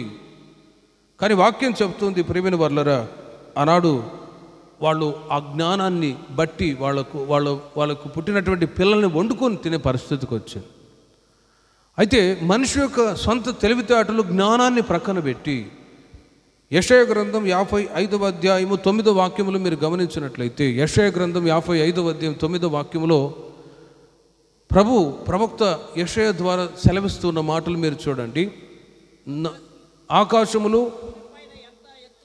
భూమికి పైన ఎంత ఎత్తుగా ఉన్నవో, మీ మార్గముల కంటే నా మార్గములు, మీ తలంపుల కంటే నా తలంపులు అంత ఎత్తుగా ఉన్నవి అని అంటారు. మనిషి నీవు ఆలోచించే ఆలోచనలు ఎలా ఉన్నాయి? ఈ రాత్రి ఈ ప్రార్థన కోడికకి చేరి వచ్చిన మీ కుటుంబాల్లో కలవరము లేకుండా నెమ్మదిని నా దేవుడు దయచేయుదురుగాక. హల్లెలూయా. కలవరము లేకుండా ఉండాలి అంటే మీకున్న తెలివితేటలు, జ్ఞానం వాటిని ప్రక్కన పెట్టి దేవుని యొక్క మాట ప్రకారము మీరు నడవగలగాలి. దేవుని యొక్క మాట, దేవుని యొక్క వాక్యాన్ని చదివి ప్రార్థనలో ఉండి దేవుని మాట ప్రకారము మీరు నడిపించబడ్డప్పుడు దేవుడు మీకు కావలసిన ఆలోచన అనుగ్రహించుదురుగాక. ఇదిగో అందుకే దేవుని యొక్క మాటలు మనిషికి తెలివినిస్తాయి. ఏం తెలివి, ఏది మంచో ఏది చెడో విచక్షణ జ్ఞానం కలిగి మీరు బ్రతకాలని, పరిశుద్ధత కలిగి మీరు బ్రతికితే పరలోక పట్టణానికి చేర్చబడతారు అని యేసుక్రీస్తు ఈ లోకంలో మార్గాన్ని చూపెట్టడానికి వచ్చారు. అందుకే యేసుక్రీస్తు వారు అంటారు, నేనే మార్గము, నేనే సత్యము, నేనే జీవమునే ఉన్నాను, నా ద్వారా తప్ప ఎవడు పరలోక రాజ్యములో ప్రవేశించడు. అందుకే ఆయన మార్గంలోనికి రావాలని ఈ రాత్రి కూడిక ఏర్పాటు చేసుకొని ప్రభు మిమ్మల్ని పిలుస్తూ ఉన్నాడు. హల్లెలూయా. ఇక్కడికి వచ్చిన మీరు కలవరాలు లేకుండా ఉండాలి అంటే లోక సంబంధమైన జ్ఞానాన్ని ప్రక్కన పెట్టి దేవుని యొక్క జ్ఞానాన్ని మీరు పొందుకొని దేవుని యొక్క వాక్యాన్ని చదివి ప్రార్థనలో ఉండి ఏ విషయంలో కూడా చింత చేయకూడదండి. ఫిలిప్పీయులకు రాసిన పత్రిక 4వ అధ్యాయము 6-7 వాక్యాలు మీరు గమనిస్తే కలవరం లేకుండా మీరు బ్రతకటానికి దేవుని యొక్క వాక్యం జవాబు చెప్తూ ఉంది. దేనిని గురించి మీరు చింతపడకూడదు కానీ ప్రతి విషయంలోనూ ప్రార్థనా విజ్ఞాపనములతోనూ కృతజ్ఞతాపూర్వకముగా మీ విన్నపములు దేవునికి తెలియచేయుడి. అప్పుడు సమస్త జ్ఞానమునకు మించిన దేవుని సమాధానము యేసుక్రీస్తు వలన మీ హృదయములకును మీ తలంపులకును కావలి ఉండును అని వ్రాయబడి ఉంది. ఈ దేని విషయంలో కూడా మీరు చింత చేయవద్దు. ఆ ప్రార్థన విజ్ఞాపనముల చేత కృతజ్ఞతాస్తుతులతో మీరు మీ విన్నపాలు దేవునికి తెలియచేస్తే మీరు సమాధానంగా ఉందురుగాక. మనిషికి ఈ రోజున చింత, ఏ చింత? కొందరికి బట్టతలు వచ్చిందనే చింత, బట్టతలు వచ్చింది అప్పుడే. ఇంకొందరికి నా తల వెంట్రుకలు నెరిసిపోయాయే అని ఆ చింత. నేను విశాఖపట్నంలో సేవ చేస్తున్నప్పుడు ఒక ఆంటీ ఉండేది. ఆమెను అందరూ ఆంటీ ఆంటీ ఆంటీ అంటూ ఉండేవాడు. ఆంటీ ఆంటీ అని. నేను మాత్రం తల్లిగారు అంటాను. ఆంటీ అంటే తేడా వచ్చేది కదా. ఆంటీ అనకుండా అమ్మా, అవ్వా, తల్లి అంటూ ఉండేవాడిని. అయ్యా ఆంటీ అను నన్ను అన్నది. అసలు సంగతి ఏంటంటే ఆమె ఎంట్రుకలను నెరిసిపోయాయి. 60లో 20గా మారాలని చెప్పి నల్ల పెయింట్ వేసుకున్నది. 60లో 20లాగా మారాలని. ప్రేమిన వర్లరా, సరే ఏంటమ్మా అంటే మరలా అమ్మ అంటావు, ఆంటీ అను అన్నది. సరే ఆంటీ ఏంటి ఇలా నీ గెటప్ మారిపోయిందంటే, అది నేను ప్రొఫెసర్ కదయ్యా, అందుకే ఆంధ్ర యూనివర్సిటీలో ప్రొఫెసర్ ఆమె, కాబట్టి వాళ్ళు ఏమని అనుకుంటారు, జాబ్ చేస్తున్నాం కదా అందుకే నల్ల రంగు వేసాను అన్నది. సరే ఎవరి తలకు వాళ్ళే బాధ్యులు కదా, నాకెందుకు లేని చెప్పేసి మౌనంగా ఉన్నాను. ఆమెకున్న చింత ఏంటంటే అప్పుడే నేను ముసలిదాన్ని అయిపోయానే, కొద్దిగా పెయింట్ వేసుకుంటే నల్లగా ఉంటానని. వారానికి ముఖము వాసిపోయిందండి. వారానికి ముఖం వాసిపోయింది. అయ్యా పాస్టర్ గారు అని వచ్చింది. అసలు సంగతి ఏంటంటే ఆ పెయింట్ తల వరకు ఎంట్రుకల వరకు వేసుకుంటే బాగుంటుంది, కానీ కొద్దిగా నెత్తికి తగిలేసరికి సెప్టిక్ అయిందట. సెప్టిక్ అయ్యి ముఖమంతా వాసిపోయింది. నేను కనుక్కోలేకపోయా. ఎవరండి అన్నా. నేనయ్యా ఆంటీని అన్నది. ఆంటీ ఇప్పుడు ఆంటీ గెటప్ మారిపోయింది, ముఖమంతా వాసిపోయి. ఎందుకు ఆంటీ ఎందుకు ఇలా అంటే, ఏం చేస్తావయ్యా, వాపు వచ్చి ముఖమంతా వాసిపోయింది, సెప్టిక్ అయిపోయింది, ఏదో పవర్ఫుల్ రంగు అన్నాడు, అది తెచ్చి అమ్మాయితో రాపించుకున్నాను, ముఖమంతా వాసిపోయింది. అందుకే జాగ్రత్తగా ఉండండి మీరు కూడా. ఎందుకు ఈ మాట చెప్తున్నానంటే, చింత, కొందరికి బట్టతలు వచ్చిందనే చింత, కొందరికి తల నెరుపు వచ్చిందనే చింత. అందుకే యేసుక్రీస్తు వారు అంటారు, చింత చేయటం వలన తన ఎత్తున మూరెడెక్కువ ఎవరు చేసుకోగలరు? చింత చేయటం వలన ఏం ప్రయోజనం? చింత చేయకుండా మీరు పరలోక రాజ్యాన్ని, నీతిని మొదట వెతుకుడి, అప్పుడు అవన్నీ మీకు లభించును. ఆకాశ పక్షులను చూడండి, అవి విత్తవు, కోయవు, కొట్లలో కోర్చుకొనవు, అయినను పరలోకమందున్న దేవుడు వాటిని పోషించుచూ ఉన్నారు. మీరు వాటికంటే శ్రేష్ఠులు కారా? హల్లెలూయా. ఈ రాత్రి మీరు ఏ చింతతో ఇక్కడికి వచ్చారో ప్రేమిన వర్లరా, మీ చింత భారమంతా యేసయ్య మీదనే వేయుదురుగాక. పేతురు తన పత్రికల్లో రాస్తారు, ఆయన మీ గురించి చింతించుచున్నాడు కాబట్టి మీ చింత యావత్తు ఆయన మీద వేయుడి. ఇక్కడ చేరి వచ్చిన మీ గురించి, మీ పిల్లల గురించి దేవుడు చింత కలిగి ఉన్నాడు.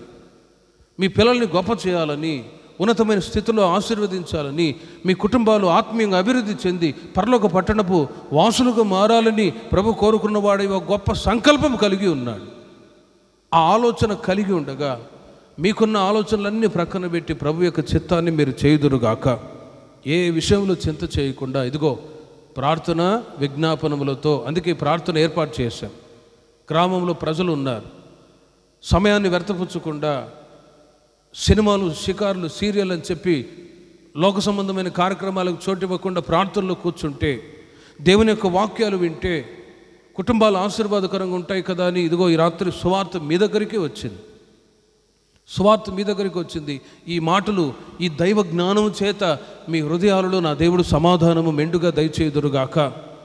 దేవుని యొక్క మాటలు, ప్రార్థన, దైవభక్తి మీ హృదయంలో ఉన్నదనుకోండి, కలవరాలు ఏమీ ఉండవు. నేను చెన్నైలో సేవ చేస్తున్నప్పుడే ఒక ఇంటికి వెళ్ళాను. ఆ ఇంట్లో ఆ సహోదరుడికి మనోవ్యాధి వచ్చింది. మనోవ్యాధి ఏంటి, ఏమైంది అని అంటే, అన్నయ్య భయంగా ఉంటుంది, చచ్చిపోదాం అనుకుంటున్నాను, ఆ ఆలోచనలు వస్తున్నాయి నాకు అని అన్నాడు. ఎందుకు మరి ఒకసారి డాక్టర్ దగ్గర కూడా చూయించు, ప్రార్థన చేస్తానన్నా. డాక్టర్ గారు అన్నారట, ఇదిగో నువ్వు భయంతో, టెన్షన్తో ఉన్నావా? మరి ఆయన డౌట్ వచ్చి అడిగాడు, ఎక్కువగా క్రైమ్ న్యూస్ చూస్తావా అని అడిగాడట.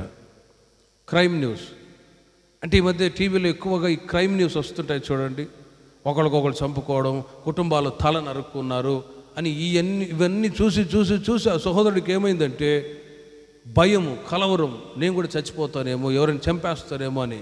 ఆ డాక్టర్ గారు అన్నారట, అవన్నీ కూడా మీరు చూడవద్దు అన్నప్పుడు ప్రార్థన చేశాను.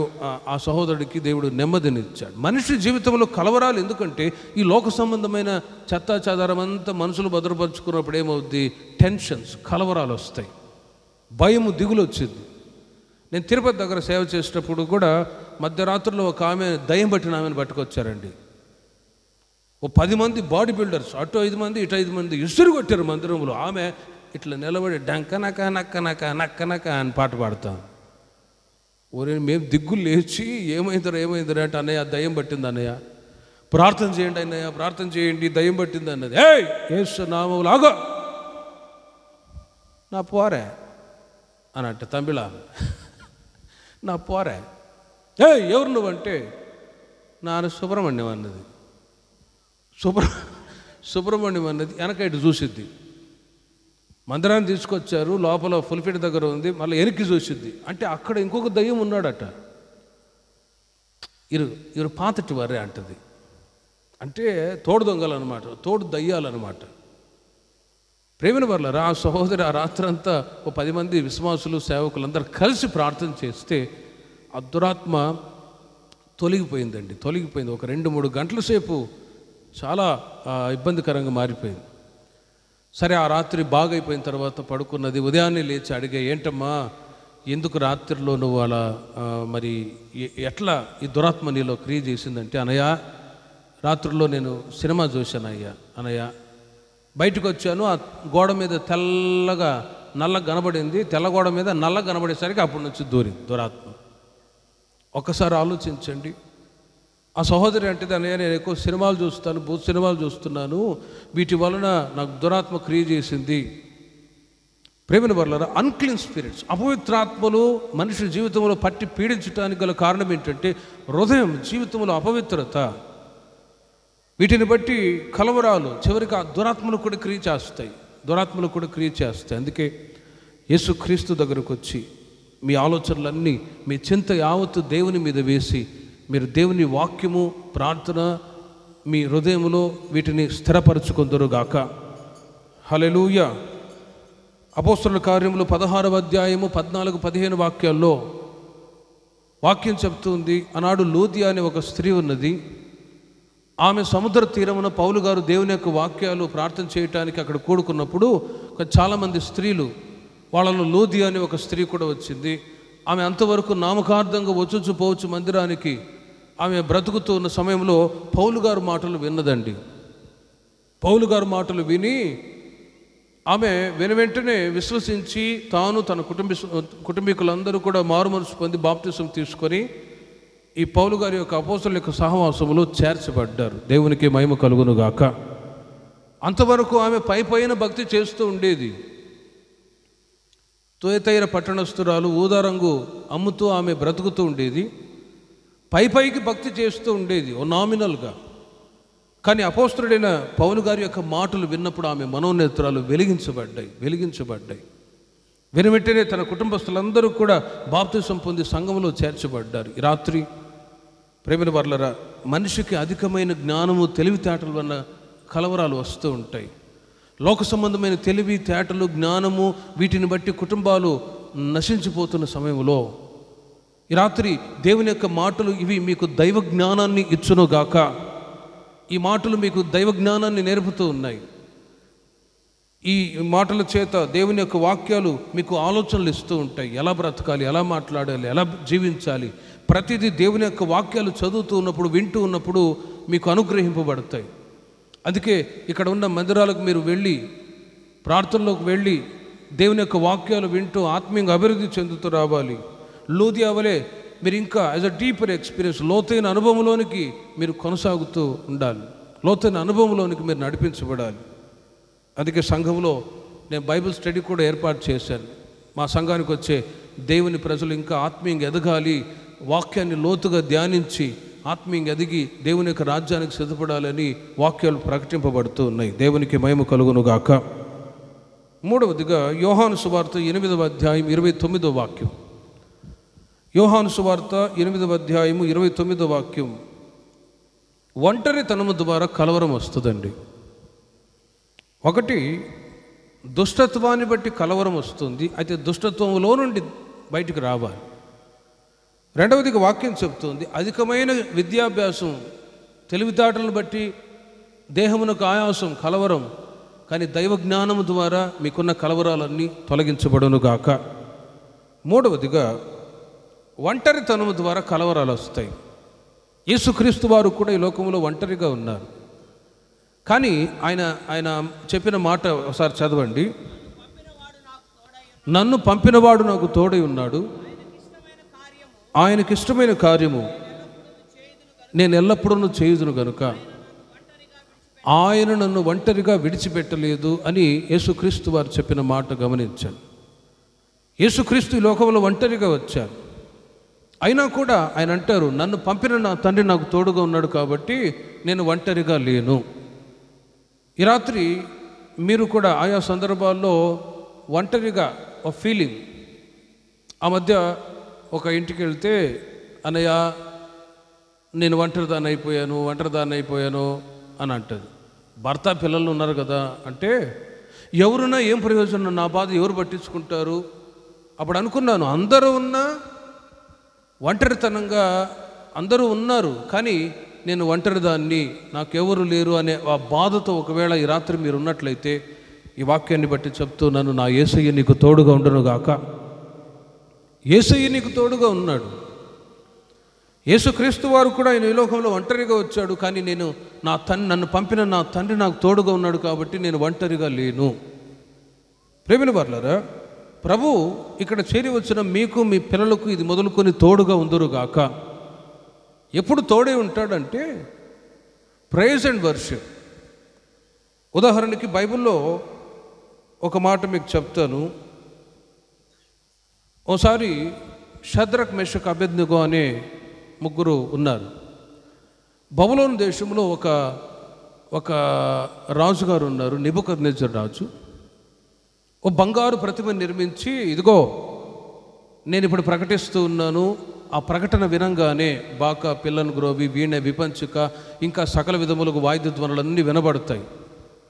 అప్పుడు వచ్చి నేను ప్రతిష్ఠించిన ఆ బంగారు ప్రతిమకి నమస్కారం చేయండి, లేకపోతే మిమ్మల్ని అగ్నిగుండములు వేస్తామన్నారు.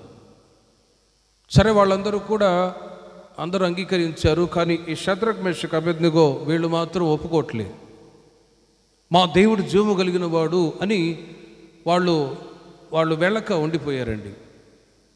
ఆ రోజు రాగానే అందరూ వచ్చి ఆ ప్రతిమకి నమస్కారం చేశారు. వీళ్ళు మాత్రం నమస్కారం చేయకపోగా రాజుగారి దగ్గరికి వెళ్ళి, రాజా, నీ మాటని వాళ్ళు తృణీకరించారు. నీవు శాసనాన్ని రూపించావు, ఆ శాసనాన్ని కూడా వాళ్ళు తృణీకరించారు. ఇప్పుడు వాళ్ళని తీసుకొని వెళ్ళి అగ్నిగుండంలో వేయాలి అన్నప్పుడు రాజుగారు ఏమి చేయలేని పరిస్థితుల్లో, రండి వాళ్ళని తీసుకురండి అని చెప్పినప్పుడు అగ్నిగుండాన్ని 7 అంతలుగా మండింప చేస్తూ ఉన్నారు. 7 అంతలుగా మండింప చేసి, వాళ్ళు నా మాట వినలేదు కదా, ఇదిగో షద్రక్ మెషక్ అబేద్నెగో ఇంకొకసారి మీకు తెలియచేస్తూ ఉన్నాను. ఇప్పుడు మరలా వాయిద్యాలు వినబడతాయి. ఇదిగో నేను ప్రతిష్ఠించిన బంగారు ప్రతిమకి మీరు నమస్కారం చేస్తే తప్ప, లేకపోతే మిమ్మల్ని అగ్నిగుండంలో వేస్తాం. ఇదిగో అగ్నిగుండాన్ని ఇంకా 7 అంతలుగా మండింప చేయండి అని ఆ మంట మండింప చేస్తూ ఉన్నారు. వాళ్ళు అంటారు, రాజా, నీ మాటలకి మేము భయపడే వాళ్ళం కాదు, మేము నమ్మిన దేవుడు జీవము కలిగిన వాడు. చప్పట్లు కొట్టండి గట్టిగా.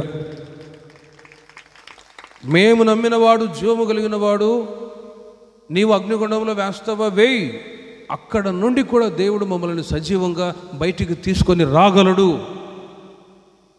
అన్నప్పుడు రాజుగారు ప్రేమిన వర్లరా అగ్నిగుండంలో వేయించాడు. ఇక ఒక అరగంట అయిపోయింది. రాజుగారు మిగతా వాళ్ళందరూ కూడా ఆలోచిస్తూ ఉన్నారు. ఇప్పుడు ముగ్గురు మా దేవుడు గొప్ప, మా దేవుడు గొప్ప అంటున్నారే, వీళ్ళు అగ్నిగుండంలో పడి చనిపోయారు, ఇప్పటికే బూడిదైపోయి ఉంటారు, ఎముకలు కూడా కనబడకపోతాయి అని ఆలోచిస్తూ దూరాన చూస్తాడు. రాజుగారు చూస్తే అగ్నిగుండంలో వేయబడ్డ ఆ షద్రక్ మెషక్ అబేద్నెగోలు వాళ్ళు ముగ్గురు వాళ్ళు సురక్షితంగా అక్కడ ఉన్నారండి. వాళ్ళతో పాటు ఎవరున్నారు? ప్రభు తోడుగా ఉన్నాడు. దేవునికి మహిమ కలుగును గాక. ఆ సంగతి రాజుగారు చూసి భయపడిపోయాడు. వెంటనే భయపడిపోయి, ఇదిగో ఆ షద్రక్ మెషక్ అబేద్నెగో వాళ్ళు అగ్నిగుండంలో వేయబడ్డా కూడా వాళ్ళు క్షేమంగానే ఉన్నారు, బయటికి తీయండి. వాళ్ళని బయటికి రప్పిస్తే, ప్రేమిన వర్లరా, వాళ్ళని బయటికి రప్పిస్తే వాళ్ళు ఏ విధంగా అగ్నిగుండంలో వేయబడ్డారో అదే విధంగా సురక్షితంగా ఉన్నారు. చప్పట్లు కొట్టండి గట్టిగా. వాళ్ళ తల వెంట్రుకలు కాలిపోలేదు, శరీరం కాలిపోలేదు, వస్త్రాలు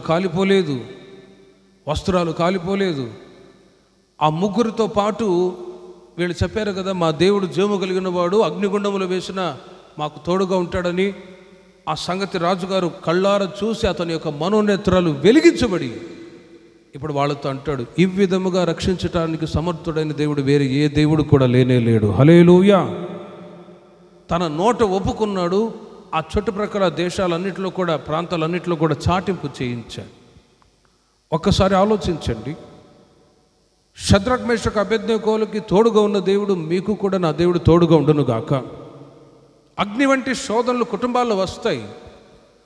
కానీ ఆ శోధనల మధ్యలో ప్రస్తుత దినాల్లో మీరు గమనించినట్లయితే ఒక చిన్న సమస్య రాగానే మనిషి కలవరానికి గురైపోయి, ఆ మధ్య ఒక ఐఏఎస్ ఆఫీసర్ తన రివాల్వర్తో తానే షూట్ చేసుకొని చచ్చిపోయాడండి. అంత పెద్ద ఐఏఎస్ ఆఫీసర్కి ఎందుకు ఇలాంటి గతి పట్టిందంటే, ఆ మనిషి కూడా కలవరాలే. ఏంటంటే పై అధికారుల ద్వారా టార్చర్, సమస్యలు, ఇబ్బందులు తట్టుకోలేక, కుటుంబంలో ఇబ్బందులు తట్టుకోలేక. కానీ ఇక్కడికి వచ్చిన మీ కుటుంబాల్లో ఎల్లప్పుడూ సమాధానమే ఉండును గాక. ఈ రోజున మనిషి జీవితంలో ఎక్కడ చూసినా ఉద్యోగం చేస్తున్న స్థలాల్లో సమస్యలు, శోధనలు వస్తూ ఉన్నాయి. వాటి మధ్యలో సాతాను గారు చెప్తున్నాడు, ఇదిగో నీవు చచ్చిపోతేనే బాగుంటుంది అని. ఆ ఆలోచన దేవుని ప్రజలకు ఎప్పుడు కూడా రాకూడదండి. సాతానుగాడు ఈ రోజుల్లో మనిషి జీవితంలో కలవరాలు పెట్టి ఎక్కువగా ఈ సూసైడ్ స్పిరిట్ అనేది ఎక్కువగా క్రియేట్ చేస్తుంది. వాటికి ఎక్కడ దేవుని ప్రజలు చోటు ఇవ్వకూడదు. యేసుక్రీస్తు వారు కూడా ఈ లోకంలో ఉన్నప్పుడు ఆయన కూడా శ్రమ అనుభవించాడు. కానీ శ్రమ వచ్చింది అని భయపడలేదు. కానీ ఆ శ్రమని, కల్వారి సిలువలో శ్రమలని సహించారు. రేపటి రోజున గుడ్ ఫ్రైడే, శుక్రవారం రోజున గుడ్ ఫ్రైడే జరపబోతూ ఉన్నాం. యేసుక్రీస్తు వారు ఈ లోకములో మానవాళి కొరకై శ్రమ అనుభవించటానికి వచ్చారు. శ్రమ అనుభవించి మనిషికి రక్షణ ప్రసాదించడానికి వచ్చారు. మరి కల్వారి సిలువలో యేసుక్రీస్తు వారు శ్రమ ఎందుకు అనుభవించాలి? దేవుడై ఉండి అందరినీ చంపేటట్లుగా ఉండాలి కదా, ఉగ్రుడుగా ఉండాలి కదా అని అంటారు. కానీ రక్త ప్రోక్షణ లేనిదే పాప క్షమాపణ లేదు. మనిషి కొరకు ఒక నిర్దోషమైన వాడు రక్తాన్ని చిందిస్తే మనిషికి పాప క్షమాపణ. రక్తాన్ని త్రాగిన వాళ్ళు ఉన్నారు, కానీ రక్తాన్ని మానవాళి కొరకు చెందించినది ఇదిగో నేను ప్రకటిస్తున్న యేసుక్రీస్తు మాత్రమే. హల్లెలూయా. ఆయన ఈ లోకములో మనిషి కొరకై వచ్చి తన ప్రాణాన్ని త్యాగం చేసి మనిషి జీవితానికి పట్టిన శాపము, కన్నీళ్లు, దుఃఖము వీటి నుండి నిర్మూలన చేయటానికి ఈ లోకములో ఆయన ఈ లోకానికి వచ్చి తన ప్రజలకు తోడుగా ఉంటానని చెప్తూ ఉన్నాడు. ఈ రాత్రి అగ్ని వంటి శోధనలు మీ కుటుంబాల్లో ఒకవేళ వచ్చాయా, భయపడవద్దు. లోకంలో ఉన్నవాని కంటే నీలో ఉన్న యేసయ్య గొప్పవాడై ఉన్నాడు. చప్పట్లు కొట్టండి అందరూ గట్టిగా.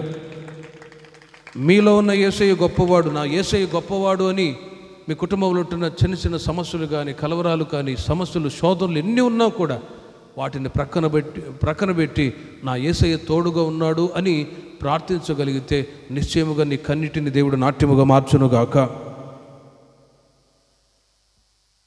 యేసుక్రీస్తు వారు ఈ లోకంలో ఉన్నప్పుడు మత్తయి సువార్త 26వ అధ్యాయము 37, 38 వాక్యాలు చూడండి. ఒక్క మాట చెప్పి నేను ముగిస్తాను. యేసుక్రీస్తు వారికి కూడా కలవరం వచ్చింది.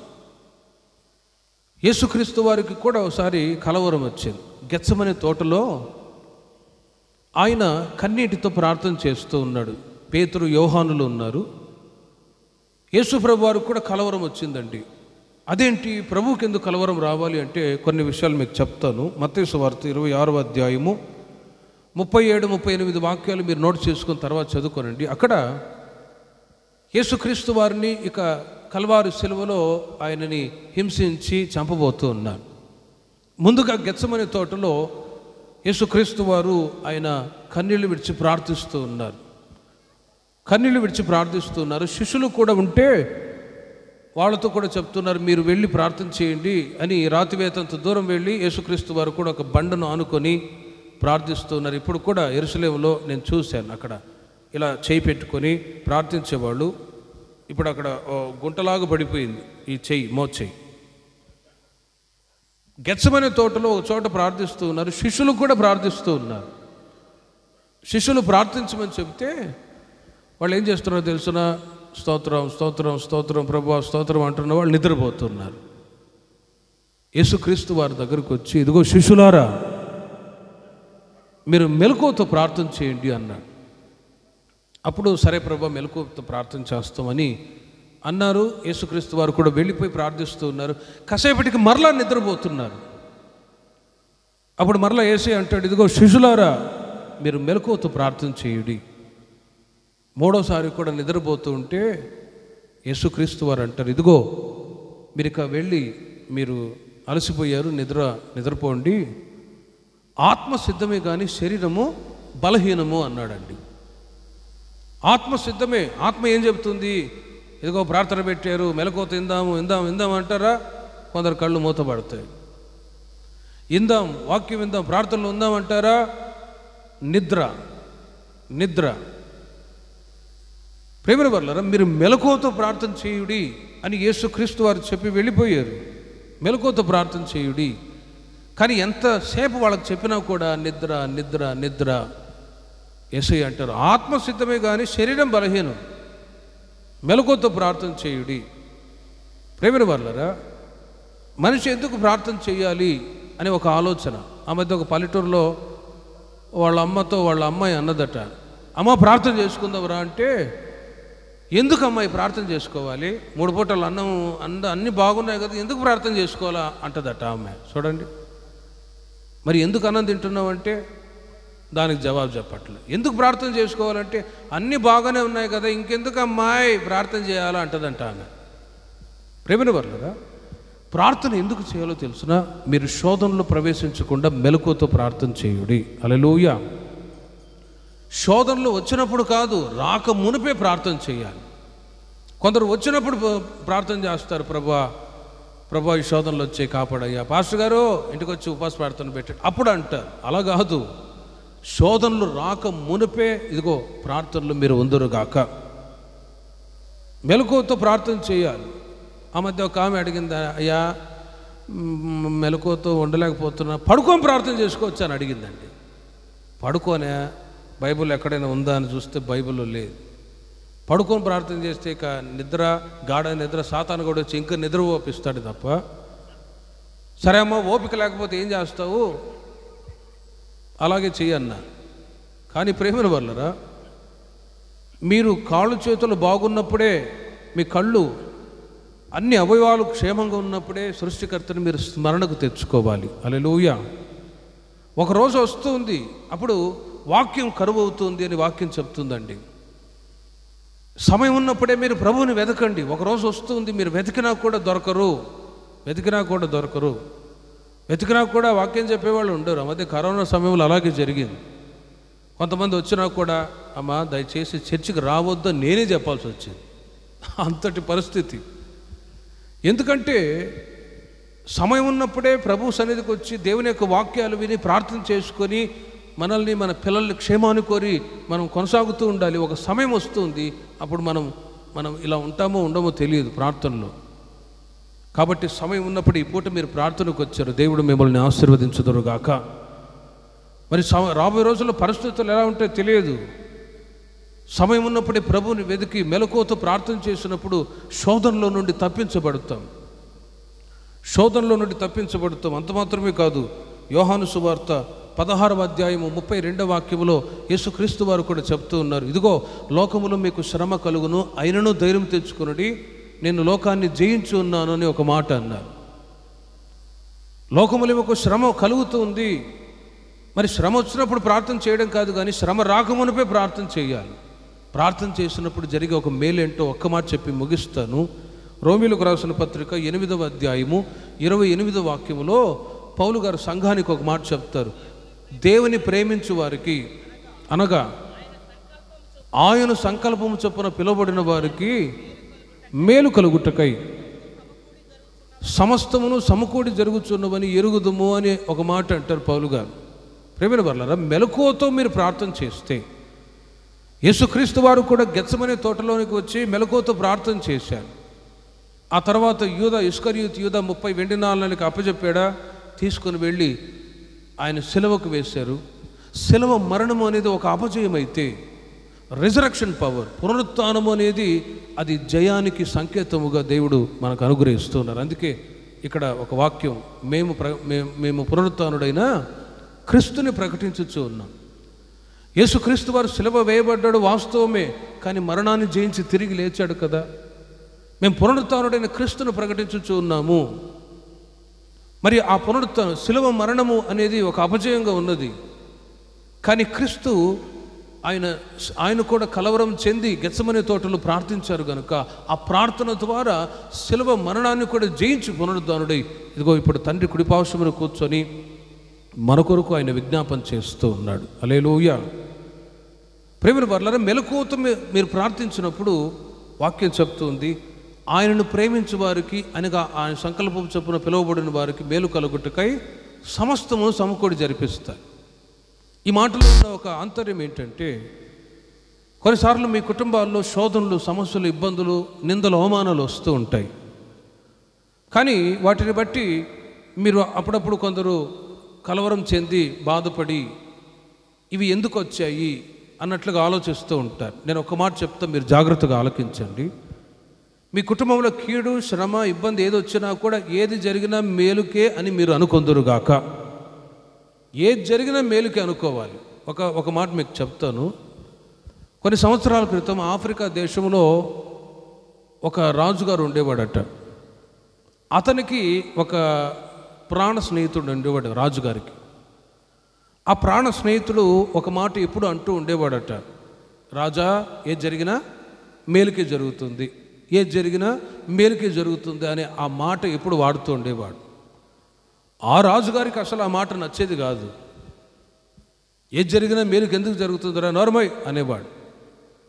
సరే, రోజులు గడిచిపోతూ ఉన్నాయి. ఒకసారి ఏం చేశారంటే, రాజుగారు తన ప్రాణ స్నేహితుడిని తీసుకొని ఆఫ్రికా దేశంలో అడవుల్లోనికి వెళ్ళాడు వేటాడడానికి. రాజుగారి దగ్గర ఒక గన్ను ఉన్నది. తన స్నేహితుడే ఆ గన్నుకి ఉన్న బుల్లెట్స్ని సిద్ధపరుస్తూ ఉండగా ఆ బుల్లెట్లో ఒకటి రివర్స్ పెట్టించాడు మర్చిపోయి. సరే, రాజుగారి చేతిలో గన్ను ఉంది, అది తీసుకొని వెళ్ళి తాను వెనక కూర్చున్నాడు. ఆ ఆఫ్రికా అడవుల్లో వెళ్తూ ఉన్నాడా. ప్రేమిన వర్లరా, సడన్గా ఒక జింక కనబడితే ఆ జింకని షూట్ చేశాడండి. షూట్ చేయగానే వెంటనే ఆ బుల్లెట్ రివర్స్ పెట్టించాడు కదా గన్నుకి, ఆ రివర్స్ వచ్చేసి ఈ బొటన వేలు తెగిపోయింది. అమ్మో నా బొటన వేలు తెగిపోయిందని ఏడ్చి బాధపడుతున్నాడు.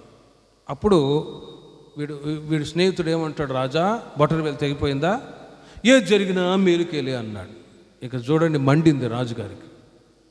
మరి నా వేలు తెగిపోయి నేను బాధపడుతూ ఉంటే నువ్వు నవ్వుకొని ఇలా మాట్లాడతావా పనికి మాలనోడు అని చెప్పి, పద ఇంటికి వెళ్దాంపా అని చెప్పి సైనికులను పిలిపించి ఏం చేశాడో తెలుసునా, ఈయన్ని తీసుకెళ్ళి చెరసాలలో వేయండి అన్నాడు. చెరసాలకు వెళ్తూ ఉన్నప్పుడు కూడా, జైలుకు వెళ్తూ ఉన్నప్పుడు కూడా వాడు ఏమంటాడు తెలుసునా, రాజా నన్ను చెరసాలలో జైల్లో వేయిస్తావా, ఏది జరిగినా మేలుకెలే అన్నాడండి. వీడేంద్ర ఇలా మాట్లాడుతాడని చెప్పి మౌనంగా ఉండిపోయాడు. అతని స్నేహితుడేమో సంతోషంగా జైలుకి వెళ్ళిపోయాడండి. కొద్ది రోజుల తర్వాత ఏం జరిగిందో తెలుసునా, రాజుగారు ఒక్కడే వేటాడడానికి వెళ్ళాడు. వీడి ఫ్రెండ్ ఏమో ఎక్కడున్నాడు, జైల్లో ఉన్నాడు కదా. ఒక్కడే వేటాడడానికి వెళ్తే ఆ అడవుల్లో వాళ్ళ ఫ్రెండ్ ఉన్నప్పుడు మార్గాన్ని చూపించేవాడు, ఎటెళ్ళాలి, అడవుల్లో ఎటెళ్తే మనం మరలా తిరిగి రావచ్చు అనే సంకేతాలన్నీ ఇచ్చేవాడు. ఇప్పుడు అతని స్నేహితుడు లేకపోయేసరికి ఈ రాజుగారు ఒక్కడే వెళ్తూ అడవులో వెళ్ళిపోయి చివరికి అడవి మనుషులు ఉండే వాళ్ళ దగ్గరికి వెళ్ళిపోయాడండి. ఇక వాళ్ళు ఏం చేశారు తెలుసునా, దొరికాడరా, రేపటి రోజున మన దేవతకి బలి ఇవ్వటానికి, నరబలి ఇవ్వటానికి దొరికాడరా, పట్టుకోండిరా అని చెప్పేసి ఆ రాజుగారిని బట్టి చెట్టు కట్టేసి రేపటి రోజున దేవతకు బలిద్దాం, మరి ఇతని యొక్క అవయవాలన్నీ బాగున్నాయో చూడండి, బలి ఇవ్వాలంటే అవయవాలన్నీ బాగుండాలి అన్నప్పుడు కళ్ళు బాగున్నాయా, బాగున్నాయి, నోరు బాగుందా, చెవులు బాగున్నాయా అని చేతుల దగ్గరకు వచ్చేసరికి బొటన వేలు లేదండి. ఇకేం చేశారు తెలుసునా, ఈ బొటన వేలు లేదు కదా, అంగహీనముగా ఉన్నవాడిని బలి అర్పిస్తే దేవత కోప్పడిద్ది కాబట్టి వదిలేసేయండి అని చెప్పి కట్లు తెంపి వదిలేశారు. ఇక చూడండి రాజుగారికి సంతోషం అంతుబట్ల. ఆహా నా ధన్యత, ఓహో నా భాగ్యం అని పాట పాడుకొని రాజనగర్కి వచ్చేసాడు. వచ్చినవాడు వెంటనే వాళ్ళ స్నేహితుడిని చెరసాల్లో నుండి వెంటనే రప్పించి, ఒరే స్నేహితుడా చాలా పొరపాటు చేశాను రా, అనవసరంగా ఏది జరిగినా మేలుకే అన్నావు కదా, ఆ మాట నేను అంగీకరించకుండా అప్పుడప్పుడు నీ మీద కోపడ్డానే, నన్ను క్షమించరా, నువ్వేమని అనుకున్నావా, చెరసాలలో వేసి నేను బాధ పెట్టించాను ఏమని అనుకున్నావా అంటే, రాజా నేనెందుకు బాధపడతా, ఏది జరిగినా, అప్పుడు కూడా అంటాడు ఏమని, ఏది జరిగినా మేలుకే జరుగుతుంది, ఏది జరిగినా మేలుకే అంటుంది. నువ్వు నన్ను తిట్టినా, చెరసాలలో వేయించినా మంచి కొరకే, వేటకు తీసుకెళ్ళావు బొటన వేలు తెగిపోయింది మంచి కొరకే, నేను చెరసాలలో ఉండడం కూడా మేలు కొరకే, ఎందుకురా ఇలాంటి మాటలు మాట్లాడుతున్నావు అంటే, చెరసాలలో జైలు వేయించడం కూడా మంచిదే అంటున్నావు ఎందుకురా అంటే, రాజా నువ్వు చెరసాలలో వేయించింది మంచి కొరకు, ఎందుకంటే నిన్నటి రోజున వేటకి వెళ్ళావు కదా, వెళ్ళేటప్పుడు ఒకవేళ నన్ను తీసుకెళ్ళింటే ఆ అడవి మనుషులు ఏం చేసేవాళ్ళు, నిన్ను వదిలేసి నన్ను పట్టుకొని బలి ఇచ్చేవాళ్ళు. కాబట్టి ఏది జరిగినా మేలుకే జరుగును. హల్లెలూయా. ఒకసారి ఆలోచించండి, ఇది ఒక కథగా చెప్పట్లేదు కానీ వాక్యం చెప్తుంది. యేసయ్యను మీరు ప్రేమిస్తూ ఉన్నారు, ఆయనను ప్రేమించు వారికి సమస్తమును సమకూడి జరిపిస్తాడు. ఆదికాండం 50వ అధ్యాయము చివరి మాటల్లో చదివితే యోసేపు గురించి మనం చదువుతూ ఉన్నాం. వాళ్ళ అన్నలు కీడు చేశారు, సొంత తమ్ముని ఏం చేశారు, లోతైన బావిలో పడవేసి మరలా అక్కడి నుంచి తీసి ఇష్మాయేలును కమ్మివేసి కీడు చేశారు, ఇబ్బంది పెట్టారు. అయినా కూడా యోసేపు వాళ్ళ అన్నలను చూసి అంటాడు, సహోదరులారా మీరు నాకు కీడు చేయని ఉద్దేశించితిరి కానీ నేటి దినమున జరుగుతున్నట్లు, అనగా బహు ప్రజలను బ్రతికించున్నట్లుగా, చూడండి ఆనాడు మీరు చేసిన కీడు నాకు మేలుగానే దేవుడు మార్చాడు. చప్పట్లు కొట్టండి గట్టిగా. దేవుడు మేలుగానే మార్చాడు అని అంటారు. ఈ రాత్రి ఎవరి ద్వారా మీరు కీడును అనుభవించారో, ఎవరి ద్వారా మీరు బాధను అనుభవించారో, ప్రేమైన వారలారా మీరు బాధపడిన అవసరమే లేదు. ఒక కీడు, ఒక నింద, ఒక 100. ఒక కీడు ఎవరైనా మీకు కీడు చేసిన వాళ్ళు ఉన్నారా, ఆ కీడు దేవుడు మేలుగానే మార్చుదురుగాక. యేసుక్రీస్తు వారు కూడా లోకంలో శ్రమ అనుభవించాడు, అయినా కూడా ఏ ఒక్కరికి విరోధంగా ఆయన మాట్లాడలేదండి. బొచ్చు కత్తిరించి వాని ఎదుట గొర్రెపిల్ల ఏ విధంగా మౌనంగా ఉంటుందో అలాగే మౌనంగా ఉండి కల్వారి సెలవులు శ్రమలు అనుభవిస్తున్న సమయంలో, తండ్రి వీరేమి చేస్తున్నారు, వీరు ఎరుగరు గనుక వీరిని క్షమించు అని శత్రువులను కూడా క్షమించిన ప్రేమ కల్వారి ప్రేమ. హల్లెలూయా. శత్రువులను కూడా ప్రేమించిన ప్రేమ కల్వారి ప్రేమ.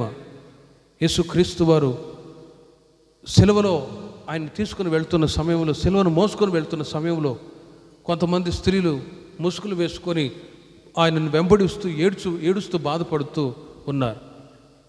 అప్పుడు వాళ్ళతో యేసుప్రభువు ఒక మాట అంటారు. ఏంటో తెలుసునా? ఇదిగో యెరూషలేము కుమార్తెలారా, నా కొరకు ఏడవద్దు, మీ కొరకు మీ పిల్లల కొరకు ఏడువుడి.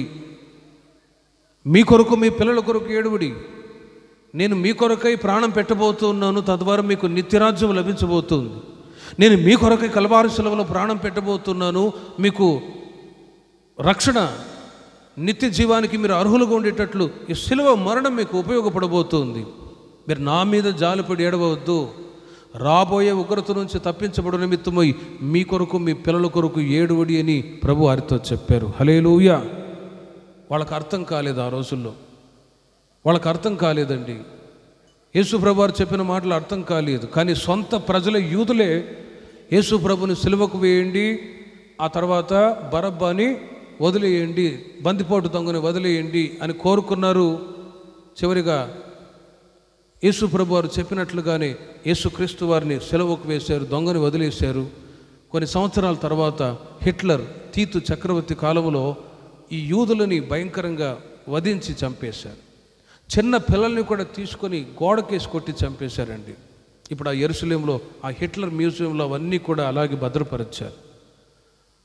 అతను చేసిన అరాచకాలు ఎందుకు అలా జరిగిందంటే ప్రభు చెప్పిన మాట వాళ్ళు వినలేదు. మీ కొరకు మీ పిల్లల కొరకు ప్రార్థించుడి అని ఆ మాట అర్థం కాలేదు. కానీ హింస వచ్చిన తర్వాత, మరణాలు జరిగిన తర్వాత ప్రజలకు అవగాహన కలిగి ఇప్పుడు వాళ్ళ సంతతి వాళ్ళు ఇప్పుడు ఏడ్చి బాధపడుతున్నారు. యెరూషలేములో మా పితరులు అలా చేశారు కదా, ప్రభు మాట వినకుండా ఆయనను తృణీకరించారు కదా అని ఈ రోజున ఏడ్చి బాధపడితే ఏం ప్రయోజనం? అందుకే చాలా సంవత్సరాల క్రితం, 2000 సంవత్సరాల క్రితం క్రీస్తు ఈ లోకానికి వచ్చి మానవాళి కొరకు శ్రమ అనుభవిస్తున్న సమయంలో ఆయన చెప్పిన మాటలు ఈ పూట మనం జ్ఞాపకం చేసుకోవాలి. మీ కొరకు యెరూషలేము కుమార్తెలారా, మీ కొరకు మీ పిల్లల కొరకు ప్రార్థన చేయుడి అని ఈ మాట ఎందుకు చెప్పాడు తెలుసునా? రాబోయే రోజుల్లో భయంకరమైన శోధనలు వస్తాయి, ఇబ్బందులు వస్తాయి. వాటిని తప్పింపబడు నిమిత్తం ఈ రోజున మెలకువతో ప్రార్థన చేస్తే రాబోయే కీడు నుండి దేవుడు మనల్ని, మన బిడ్డల్ని, మన గ్రామంలో ఉంటున్న ప్రతి కుటుంబాన్ని దేవుడు కంచె వేసి కాపాడుదురుగాక. ప్రార్థన చేసుకుందాం. విన్న వాక్యాన్ని బట్టి ఒక చిన్న ప్రార్థన చేసుకుందాం. అందరూ కళ్ళు మూసి ఒక 5 నిమిషాలు అందరూ ప్రార్థనలో ఉండండి. యేసుక్రీస్తు ఈ లోకములో 2000 సంవత్సరాల క్రితం ఈ లోకానికి వచ్చి మీ హృదయము కలవరపడనీయుకుడి అని ధైర్యపరిచే మాటలు, ఇదిగో ఈ రాత్రి నీతో కూడా ఈ మాటలు నేను ధైర్యపరిచేటట్లు పలుకుతూ ఉన్నాడు. అందరు నోరు తెరిచి ప్రార్థన చేసుకుందాం. యేసయ్యా, నా జీవితంలో ఉన్నటువంటి కలవరాలు దూరపరచమని అడగండి. అందరు నోరు తెరిచి ఒక 5 నిమిషాలు అందరూ ప్రార్థన చేసుకుందాం. ప్రస్తుత దినాల్లో ఎక్కడ చూసినా కలవరాలే, ఎటు చూసినా గందరగోళమైన పరిస్థితులు లోకములు ఎదుర్కొంటూ ఉన్నారు. కానీ యేసుక్రీస్తు వారు చెప్తూ ఉన్నారు, మీ హృదయం కలవరపడనీయకుడి. ప్రియ సహోదరి సహోదరుడా, మీరు ఏ కలవరంతో ఉన్నారో ప్రభు దగ్గర చెప్పండి. మనిషికి కలవరాలు ఎందుకు వస్తాయో, వాటి నుంచి ఏ విధంగా విడుదల పొందాలో ఈ రాత్రి దేవుని యొక్క వాక్యపు వెలుగులో మీరు విని ఉన్నారు. మనిషి జీవితంలో ఉంటున్నటువంటి పాపమే మనిషికి కలవరాన్ని పుట్టిస్తుంది. ఆ కలవరంలో నుండి నీ విడుదల పొందాలని ఈ రాత్రి దేవుని యొక్క వాక్యం నీకు బోధించచ్చు ఉంది. విన్న వాక్యాన్ని బట్టి అందరూ ఒక నిమిషం ప్రార్థన చేసుకోండి. ప్రభువా, నా కుటుంబంలో కలవరం లేకుండా సమాధానాన్ని దయచి, కుటుంబ వ్యవస్థలో పవిత్రతను నేను కాపాడుకుంటాను. పాపాత్మురాలైన స్త్రీ యేసు పాదముల యొద్ద నిలిచి కన్నీళ్లు విడిచినట్లు ఒక్క నిమిషం కన్నీళ్లు విడిచి ప్రార్థన చేయగలరా? కన్నీళ్లు విడిచి ప్రార్థన చేయగలరా? యెరూషలేము కుమార్తెలారా, నా కొరకు ఏడవబాకండి, మీ కొరకు మీ పిల్లల కొరకు ఏడవడి అనే ఆ మాటని జ్ఞాపకం చేసుకొని ఒక్కసారి కన్నీళ్లు విడిచి 2 నిమిషాలు ప్రార్థన చేసి చూడండి. రాబోయే ప్రతి కీడు నుండి దేవుడు మనల్ని తప్పించి కాపాడుదురుగాక. అధికమైన విద్యాభ్యాసం దేహానికి ఆయాసం, మనిషి యొక్క తెలివితేటలు, మనిషి యొక్క జ్ఞానం, తెలివితేటలు మనిషిని ఈ రోజున కలవర పెడుతూ ఉన్నాయి. ఆనాడు వాళ్ళకున్న తెలివితేటలను బట్టి వాళ్ళు కన్నటువంటి పిల్లల్ని వండుకొని తినే పరిస్థితులు వచ్చాయి. మనిషి యొక్క జ్ఞానం, ఈ లోక సంబంధమైన జ్ఞానం దేవుని దృష్టికి వైరమై ఉన్నది అని వాక్యం చెప్తూ,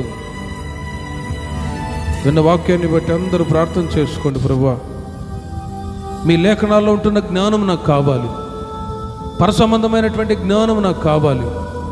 నేను ప్రార్థిస్తానయ్యా, మీ వాక్యము చేత నేను జ్ఞానాన్ని సంపాదించుకుంటాను. దేనిని గురించి చింతించక ఇదిగో ప్రార్థన విజ్ఞాపనములతో కృతజ్ఞతా స్తుతులతో ప్రభు నామస్మరణ నీవు చేయగలగాలి. అప్పుడే సమస్త జ్ఞానానికి మించిన సమాధానం మీ హృదయములలో ఏలుబడి చేస్తుంది. ఓ తీర్మానంతో ఈ రాత్రి ఏ చింతతో ఏ దిగులుతో ఇక్కడికి వచ్చారో మీ చింత భారమంతా యేసయ్య మీదనే వేయుదురుగాక. ఆయన మీ గురించి చింతిస్తూ ఉన్నాడు. ప్రియ సహోదరి సహోదరుడా, నీ పిల్లల గురించి నీవు చింత చేసి బాధపడుతున్నావా? చింత చేయవద్దు, ప్రభు చేతికి అప్పగించు. ప్రభు, నా బిడ్డల్ని మీ చేతుల్లో సమర్పిస్తూ ఉన్నాను, వారిని ఆశీర్వదించమని తల్లిదండ్రులైన వాళ్ళు మీ పిల్లల కొరకు ప్రార్థన చేసుకోండి. వారి భవిష్యత్తు ఆశీర్వాదకరంగా ఉండేటట్లు ప్రార్థించండి. లోదియా అనే స్త్రీ అంతవరకు నామకార్థపు జీవితాన్ని జీవిస్తూ ఉండేది. కానీ అపోస్తలుడైన పౌలు గారి యొక్క మాటలు విని ఆమె తన జీవితంలో ఓ పరిపూర్ణ ఆత్మీయ దశలోనికి వచ్చింది. ఒంటరితనము ద్వారా కలవరం. ఈ రాత్రి నేను ఒంటరిదాన్ని, ఒంటరివాణ్ణి అని మీరు బాధపడుతూ ఉన్నారేమో. బాధపడిన అవసరమే లేదు. నేను ప్రకటిస్తున్న యేసయ్య నీకు తోడుగా ఉన్నాడు. ఆయన తోడును అనుభవించాను. నన్ను పంపిన తండ్రి నాకు తోడుగా ఉన్నాడు కాబట్టి నేను ఒంటరిగా లేను అని యేసుక్రీస్తు వారు చెప్తూ ఉన్నారు. షద్రక్ మెషక్ అబేద్నెగోలు అగ్నిగుండంలో వేయబడ్డా కూడా దేవుడు వారికి తోడుగా ఉన్నాడు. రాత్రి దేవుని వాక్యాన్ని వింటున్న నీకు కూడా నా దేవుడు తోడుగా ఉండబోతూ ఉన్నాడు. విశ్వాసంతో ప్రార్థన చేసుకో, విశ్వాసంతో ప్రార్థన చేసుకో. అగ్ని వంటి శోధనల మధ్యలో నీవు కొనసాగుతూ ఉన్నావా? నింద అవమానాలు నీ జీవితంలో ఎదురయ్యాయా? ప్రభు నీకు తోడుగా ఉండి నీకున్న కట్లన్నిటినీ కూడా తెంపుదురుగాక. అందరూ ప్రార్థన చేసుకోండి. ప్రభువా, షద్రక్ మెషక్ అబేద్నెగోలని కాపాడినట్లు అగ్ని వంటి శోధనలో నుండి నా కుటుంబాన్ని మీరు కాపాడమని అడగండి. యేసుక్రీస్తు వారు కూడా కలవరం చెందారు. ఎందుకో తెలుసునా? ఇదిగో మన జీవితాల్లో ఉంటున్న కలవరాన్ని దూరపరచడానికి గెత్సెమనే తోటలో క్రీస్తు కలవరం చెందారు. మన మీద ఉన్న శాపాన్ని, పాపాన్ని తొలగించడానికి యేసుక్రీస్తు గెత్సెమనే తోటలో కలవరం చెంది ప్రార్థిస్తూ ఉన్నారు. తండ్రి, నీ చిత్తమైతే ఈ పాత్రని తొలగించు, నీ చిత్తమైతే ఈ పాత్రని నా యుద్ధం నుండి తొలగించు. అయినా నా ఇష్టం కాదు, నీ చిత్తమే సిద్ధించునుగాక, నీ చిత్తమే సిద్ధించునుగాక. యేసుక్రీస్తు ఆయన చెప్పిన మాట ఒక్కసారి ఆలోచించండి. శిష్యులారా, మీరు శోధనలో ప్రవేశించకుండా మెలకువతో ప్రార్థన చేయండి. మెలకువతో ఈ రాత్రి 2 నిమిషాలు ప్రార్థన చేయండి. ప్రభువా, రాబోయే ప్రతి శోధనలో నుండి మీరు తప్పించి కాపాడమని అడగండి. శోధనల మార్గంలో, ఇబ్బందుల మార్గంలో నీవు కొనసాగుతూ ఉన్నా కూడా ఏది జరిగినా నా మేలుకేనని నువ్వు ఒప్పుకోగలగాలి. క్రీస్తు పొందిన ఆ కలవరం ఎంతో కాలం ఉండలేదు. మానవాడి కొరకై ప్రాణ త్యాగము చేసి ఇదిగో పునరుత్థానుడై తండ్రి కుడిపార్శ్వమున కూర్చొని నా కొరకై నీ కొరకై అనే విజ్ఞాపన చేస్తూ ఉన్నాడు. కలవరము లేకుండా ఉండాలి.